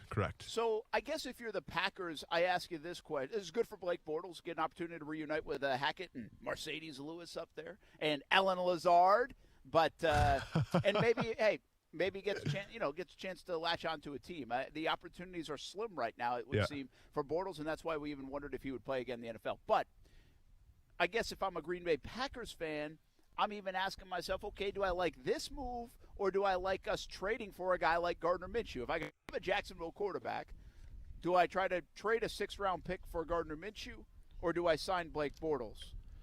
Well, which one are you feeling better about? According to my text messages right now, there's not a lot of hype in Blake Bortles from some of my friends who are Packers fans right now reading the news. They're in shambles for sure. I like Minshew better. I really do, because to me, he's shown a lot more in a shorter amount of time. I think we've seen the sample size with Blake Bortles. And nothing against Blake Bortles. I think he's a fantastic guy. But, I think we know what Blake Bortles can give you. Now, we may know what Minshew can give you, too. And I think if we talk about that, the value there is with Minshew over Bortles. But I guess if you're talking about, Wisconsin and the Great Lakes, I guess the boat was made for the Great Lakes, Brent. So have fun, Green Bay Packers. Not the stash. Not the stash, I guess. I don't know, man. Listen, this is free, essentially. It's without compensation True. for a guy like Minshew. And this right now is an insurance policy, not necessarily in desperation mode, at least from what we know of yet, for the Green Bay Packers. What does the addition of Bortles, or any quarterback, doesn't have to be Bortles related, what does it say about the Aaron Rodgers situation? Do you read more into it? Is this just a smart move by the Packers? Did they have to add another quarterback anyway at some point, and they're just doing it now? Or does this ramp up the speculation of Aaron Rodgers either retiring or getting traded? First of all, there's no way that guy's going to retire, I don't think. I think this was out of necessity more than anything. I think, with mini camps and everything coming up, I think it's all but, a foregone conclusion that Aaron Rodgers is going to be at home regardless if he's playing for the Packers or not, right? Yeah, Where you're not going to have your training camp spearheaded by one quarterback. It just doesn't work like that. So you have to get a backup in there. Even when we're talking about, the real NFL training camp right before preseason and all that stuff, we're not sure what Aaron Rodgers is going to do quite yet either. But you always take 3 quarterbacks at least in training camp, that one guy to run the scout team and all that stuff. So I don't think it's a big deal at all. I'm not going to look too far into it. I think that this had to be done regardless of who it was. Obviously, it being Blake Bortles makes you raise a couple eyebrows when there's other players out there. But I'm not surprised to bring another quarterback in. Yeah, I'm not. nobody goes to any camp or anything with 2 quarterbacks, right? I mean, nobody does that anyway. So they were going to have to add one. Yeah. They were going to add one. So to your point, and I think that's a very good point, you've got mandatory minicamp coming up. You've got, whatever you want to start putting in place in Green Bay. You are going to eventually sign. Like a guy like Bortles might not normally be signed until later in August. Yeah. Or even mid-August or late July, or sometimes, heck, even around like the Labor Day weekend. But I do think your point's a good one about even this upcoming timing of the schedule in the NFL, where even on the horizon in a few weeks is a mandatory minicamp, and you're not going to go there with 1 quarterback. And Aaron Rodgers, quite frankly, can pay any fine he wants to pay, and he doesn't have to worry about going to anything if he's not in a good mood and not on the same page with the Packers. So this probably is, at least in the interim, more of an anticipation that Aaron Rodgers isn't going to be in the building at Lambeau Field or in Green Bay anytime soon. Exactly. Yeah, I mean, listen, if you're a Packers fan, I don't read too much into this. It's just this had to be done by somebody, so it might as well be a guy that, the offensive coordinator has had a relationship with. He's had some sort of success with. Makes a lot of sense. Yeah, I think it does make some sense in that capacity. You were gone yesterday, but you just said it. You don't think he's going to retire or anything like that, but Kuz and I did the prop bet. It was even money, man, on if he would retire. On this prop bet, it was minus 120, minus 120, yes or no. Let me go ahead and call my Swiss bank account right now and start transferring some funds over, because I'll put that bet down all day. I don't think Aaron Rodgers retires. I don't think he goes out like this. I don't think a guy who, for the first part of his career lived in Brett Favre's shadow, and now a guy who's, playing with the likes of Tom Brady. I don't think a guy like that just wants to go out with not on his own terms and say, well, I had to quit because the team didn't give me what I wanted. I think Aaron Rodgers wants to go out on his own terms, and that's hoisting another Lombardi trophy. So I have a hard time believing that there's any even percentage of his mind right now that is thinking about walking away from the game, regardless of how much of a mess that it is in Green Bay, which could be a little embellished, as we saw from the Adam Schefter reports a little more than a week ago. Yeah, so we'll see what happens there. But the bottom line is Blake Bortles getting another chance at least to sign on with an NFL team. And the question of last week, is his career over in the NFL? Is no, it's not, at least for now. Blake Bortles to the Green Bay Packers. Hey, I wanted to chat a little bit before the end of the show. Mental health in sports. This won't be a long segment, but just a thought or two on it. Yeah. I'll give you the inspiration behind it. Also, it is Mental Health Awareness Month in May. We've had a lot of these deep conversations before when it comes to sports. Austin's very good on this front, from social media aspect to pressures of an athlete aspect. But where are we at with mental health in sports? Are we getting better or are we getting worse is really my question. We talk about it next. Action Sports Jax on ESPN 690. ESPN 690 Sports Center Update. Good afternoon. I'm Justin Kuzart. The Jaguars' full schedule will officially be out tonight. What we know so far, the Jags are kicking off the 2021 football season against the Texans. That game will air on September 12th at 1 p.m. on CBS. The Jags will also have at least one home game in London. The game will be played Sunday, October 17th against the Miami Dolphins. Kickoff is at 2 p.m. UK time, which is 9:30 a.m. here. Here's Greeny's favorite game from week one so far. The Jets at Sam Darnold. What a fascinating opener that is. The league is sneaky. It's a rain delay for the Jacksonville Jumbo Shrimp game that was supposed to go on today at 1 o'clock. It has been rescheduled for a doubleheader tomorrow afternoon. You'll be able to hear both games right here on ESPN 690, ESPN690.com, or you can watch the play-by-play at ESPN 690's Facebook page. This Sports Center, sponsored by Morgan & Morgan. Morgan & Morgan, for the people. The biggest names in sports, coming to your mornings. Cleveland Browns head coach Kevin Stefanski. Kevin, there were so many expectations about Baker Mayfield coming into this season, but what impressed you most about him? One of the things I love about Baker is how he works. He's a gym rat. He grinds. He wants to be great, and he understands that there's no secret. You can't snap your fingers and it just happens. The biggest names in sports, every morning with Keyshawn, J. Will, and Zubin on ESPN Radio. I'm Clayton Bromberg, the president of Underwoods. From now until May 15th, we're holding our Big Diamond sale, and now's the best time to buy a quality diamond of a carat or more. Here are a few reasons. First, because COVID-19 still has our diamond cutters partially closed, almost all of the diamond trade is looking for distribution. Our diamond cutters asked us to house their inventory of big diamonds so they could both sell them from here and distribute from Jacksonville. But most importantly, that allows us the ability to sell from their vast stock at brokerage prices you have to see to believe. All of these diamonds are graded for cut, color, and clarity and have independent laboratory grading reports from the most respected labs. Now, along with this vast collection of big diamonds, we put all of our own meticulously selected loose diamonds and engagement-style rings on sale at prices from 3% to 25% off, including Forevermark diamonds. We also take trade-ins. But remember, this sale ends May 15th at Underwoods in San Marco, Avondale, and the shops of Ponte Vedra. Need a good-paying job with a flexible work schedule and benefits? A1A Solar is looking for you. $70,000 is a reasonable first-year expectation. Seasoned reps can easily make six figures. Leads provided to you as well. Health, dental, 401k benefits. A1A Solar is a tremendous company, voted best places to work in Jacksonville, and in 2016 was the Veteran-Owned Business of the Year. Be a part of an awesome company at A1A Solar. Just go visit A1ASolar.com. Oh, pollen season is still hanging around. I'll take care of my allergies, but who's going to take care of keeping my truck clean? I've been going to Prime Car Wash, full service interior and exterior. And while you wait, spacious lounges, even child-friendly lounges, Starbucks coffee, iPads, Wi-Fi. Before you know it, your car or truck is cleaned. I went to the Beach Boulevard location, and there's one on San Jose as well. Give it a try. You can even get a membership. Let Prime Car Wash take care of your vehicle. Prime Car Wash. Clean inside, clean outside. After a car accident, you can feel like you've lost control. I'm Mark Anajar from the law offices of Anajar and Levine. After the crash, call the police and document the scene by taking photos of all the vehicles involved. If you were injured, get medical attention as soon as possible. If you've been involved in a car accident, call the law offices of Anajar and Levine at 904-600-4000. That's 904-600-4000 for a free consultation. And take back control of your life. Office in Jacksonville.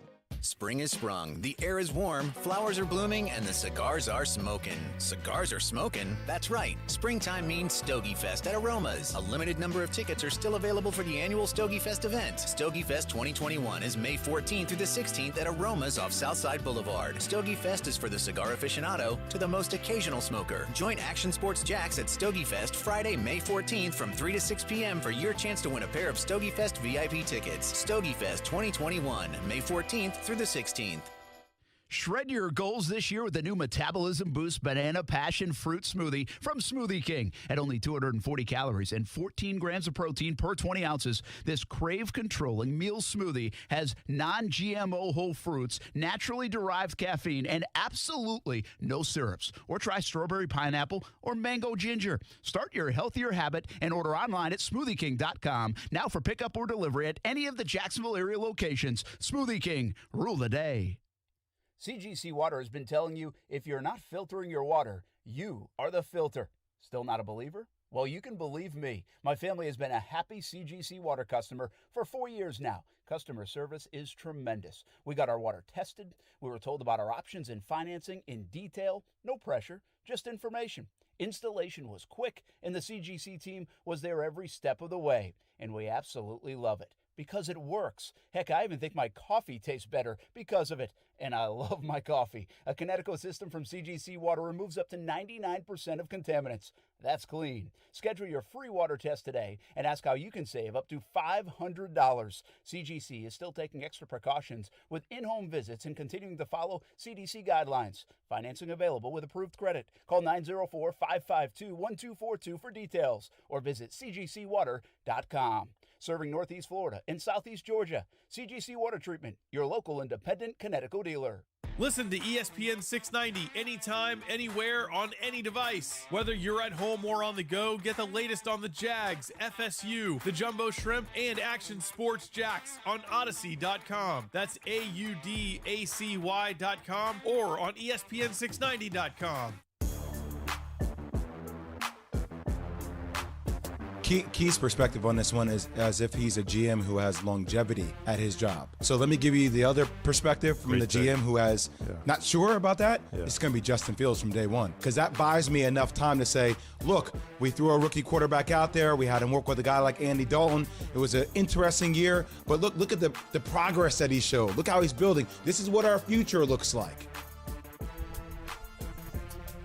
That's Jay Williams, Jay Zubin, Keyshawn in the morning, ESPN 690, 6 a.m. until 10 a.m. Action Sports Shacks on ESPN 690, 3 p.m. until 6 p.m., which means we're winding down here on a Wednesday from Top of the Tee at Fleming Island Golf Club. Of course, got 18 holes of golf.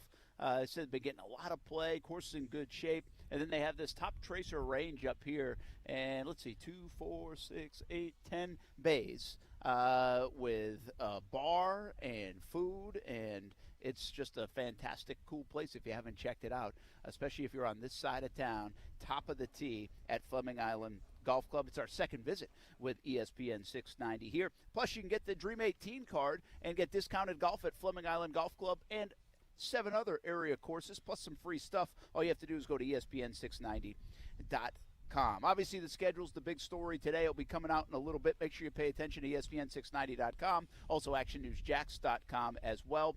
Stuart Weber and Marcel Robinson, along with Olivia Tassily, will have a Facebook Live around 8 o'clock to go over the schedule on ActionNewsJax.com. So you can check out our Action News Jax Facebook page. Make sure you check that out, along with Action Sports Jax Facebook page. So plenty of schedule talk still to come. I want to get this in before we go, Austin. We've had these discussions before, and I simply ask, mental health, it's Mental Health Awareness Month in the month of May. Mm-hmm. Mental health in sports, is it getting better or getting worse? It's a great question. I think it's getting better. I think as more education, more forms of treatment and just self-awareness grows, I think it is getting better for the sport. But I'll be honest, and actually I saw this from Jack Del Rio's Twitter, I think it was yesterday, where he commented, and I'm sure you've seen this viral video, it's all over the place right now. Did you see the video of those 2 kids in Pop Warner, must have been 6 or 7 years old, colliding in that drill? Essentially like an Oklahoma drill. It was like an Oklahoma drill, but it was even worse because it really, and it's hard to explain, obviously, just on the radio, but check out the video if you haven't seen it. But it literally, it sets the kid up that's trying to make the tackle up for failure, because it's not a realistic NFL drill. It's not a realistic football drill in general. So, when you see things like that, it's like, well, you still got a long ways to go, right? And I get every coach is different, has different philosophies. But I think overall, when I see that video and I see all the outrage of that video, that shows me that there's progress being made in terms of mental health and obviously player safety, especially whether you're a kid, that's in 5th or 5 or 6 years old, or if you're a grown man in the NFL. Like, I think it is getting better. Well, that's good. I don't know how to measure that, and I'm assuming that's why when I ask the question, it's kind of like, well, not sure. I would say this, Austin. I feel like there's a lot more attention to it. Yeah. Right? And the admission to it. And work on the player's behalf, but also the league's behalf to say we have to acknowledge that this is happening. This is an issue. And I think in that respect, the awareness of it is way better than it's ever been. Yeah. And it's not this taboo thing to admit to, although I assume it still is in all walks of life. But I think it's I don't know if this is the right way to say it, but it's becoming almost more okay to say that, to admit that, to acknowledge it. I feel like there's this level of, especially in male sports, this masculinity, and this isn't just a male sports thing, that you don't want to admit things sometimes in all sports, not just football. I wonder if some of those barriers have been broken down as of late. I wonder. I don't know. I think some have, Brett. Like you said, it's hard to quantify, right, exactly what's taking place and what progress is being made sometimes. But I think the fact that the NFL hasn't made medical marijuana so taboo anymore, I think that's a start, right? Because now they're not really testing for that anymore. Like, that's a great start, as opposed to having to take opiates to try to cover up some of the brain injuries and things like that. I think to go in a more natural substance that's not habit forming, that's not addicting like opiates can be, I think that's a step in the right direction. And like you said, I think the players being so self-aware now and having player empowerment, the ability to speak out if something's not right, I think that helps the cause as well. So once again, do I have the exact answer? No, I don't. But I think if we look from where it was 3 or 4 years ago, I think progress has been made now. I'm sure there's still a long ways to go, but progress has been made. One of the inspirations for this topic today that I was thinking about is I saw this story, and I just retweeted it, from Jeff Passan. He's kind of put it out there this week, I think in written form and also video form. But there's a young baseball player named Drew Robinson, who tried to take his life a year ago, and in doing so lost his right eye. Mm-hmm. And he's now made a comeback to play in the minor leagues, and actually hit a home run last night. Mm-hmm. And there's the story of comeback nature is incredible. Of having one eye and playing baseball is incredible. But it also shows you the depth of how we got to that point with the Drew Robinson story. Mm-hmm. And so that's where it came kind of top of mind. I did retweet it. If you want to check out the story, it's pretty incredible. But it also shows you that it's just a constant reminder in every walk of life, but we talk sports a lot, that you think this is this glorious, glamorous, nobody has any issues, they got a lot of money, they got a lot of fame type thing. And I think what we have learned is there are countless examples of that's not true. We just have to kind of peel our layers back of what a star athlete or even a professional athlete is, and not ignore those signs and potentially those stories. No, for sure. And, I look at a great example like Hayden Hurst, who we've had on the show, and who's obviously spoke his truth and spoke his story. That's the thing with professional athletes, and especially I compare it to the NFL because, I lived it, and I've been in those locker rooms. And maybe it's changed since when I played, but, there can be that toxic masculinity. There can be that environment where it's almost like you're afraid to say something, whether it is to a teammate, to professional help. It's just like, you don't want to come across as weak. Right, but when you have players like Hayden Hurst and you understand the baseball player, I mean, there's tons of guys out there who, they're so ingrained in helping people out that, they sacrifice, what society thinks about them so they can help people out. And that's what's the important thing is we put NFL players and MLB players or minor league baseball players, whatever the case may be, athletes are always on a pedestal. Right? And now, they deserve to be up there. But I love it when guys like Hayden Hurst can bring the human element to it and take themselves off the pedestal and say, guess what? I'm just like you. I go through trials and tribulations just like anybody else. And that to me is why I admire guys like that can actually add the human element to being put on the pedestal. Yeah, over the last year, I think the Hayden Hurst story is one that has inspired and brought maybe more attention to mental health in sports than any other. Yes. Quite frankly. His story and his willingness and courage to share his story. Hey, the story tonight in Jacksonville will be the schedule release. Make sure you pay attention. ActionNewsJax.com, also ESPN690.com. We'll talk all about it tomorrow. Yeah, the predictions and all the fun. But it's coming up at 8 o'clock tonight. It will be official what the Jaguars 2021 schedule will be. That's going to do it from Top of the Tee here at Fleming Island Golf Club. We'll be back in studio tomorrow, 3 o'clock on ESPN 6. We'll see you on TV tonight as well, CBS 47 and Fox 30. Have a good night, everybody.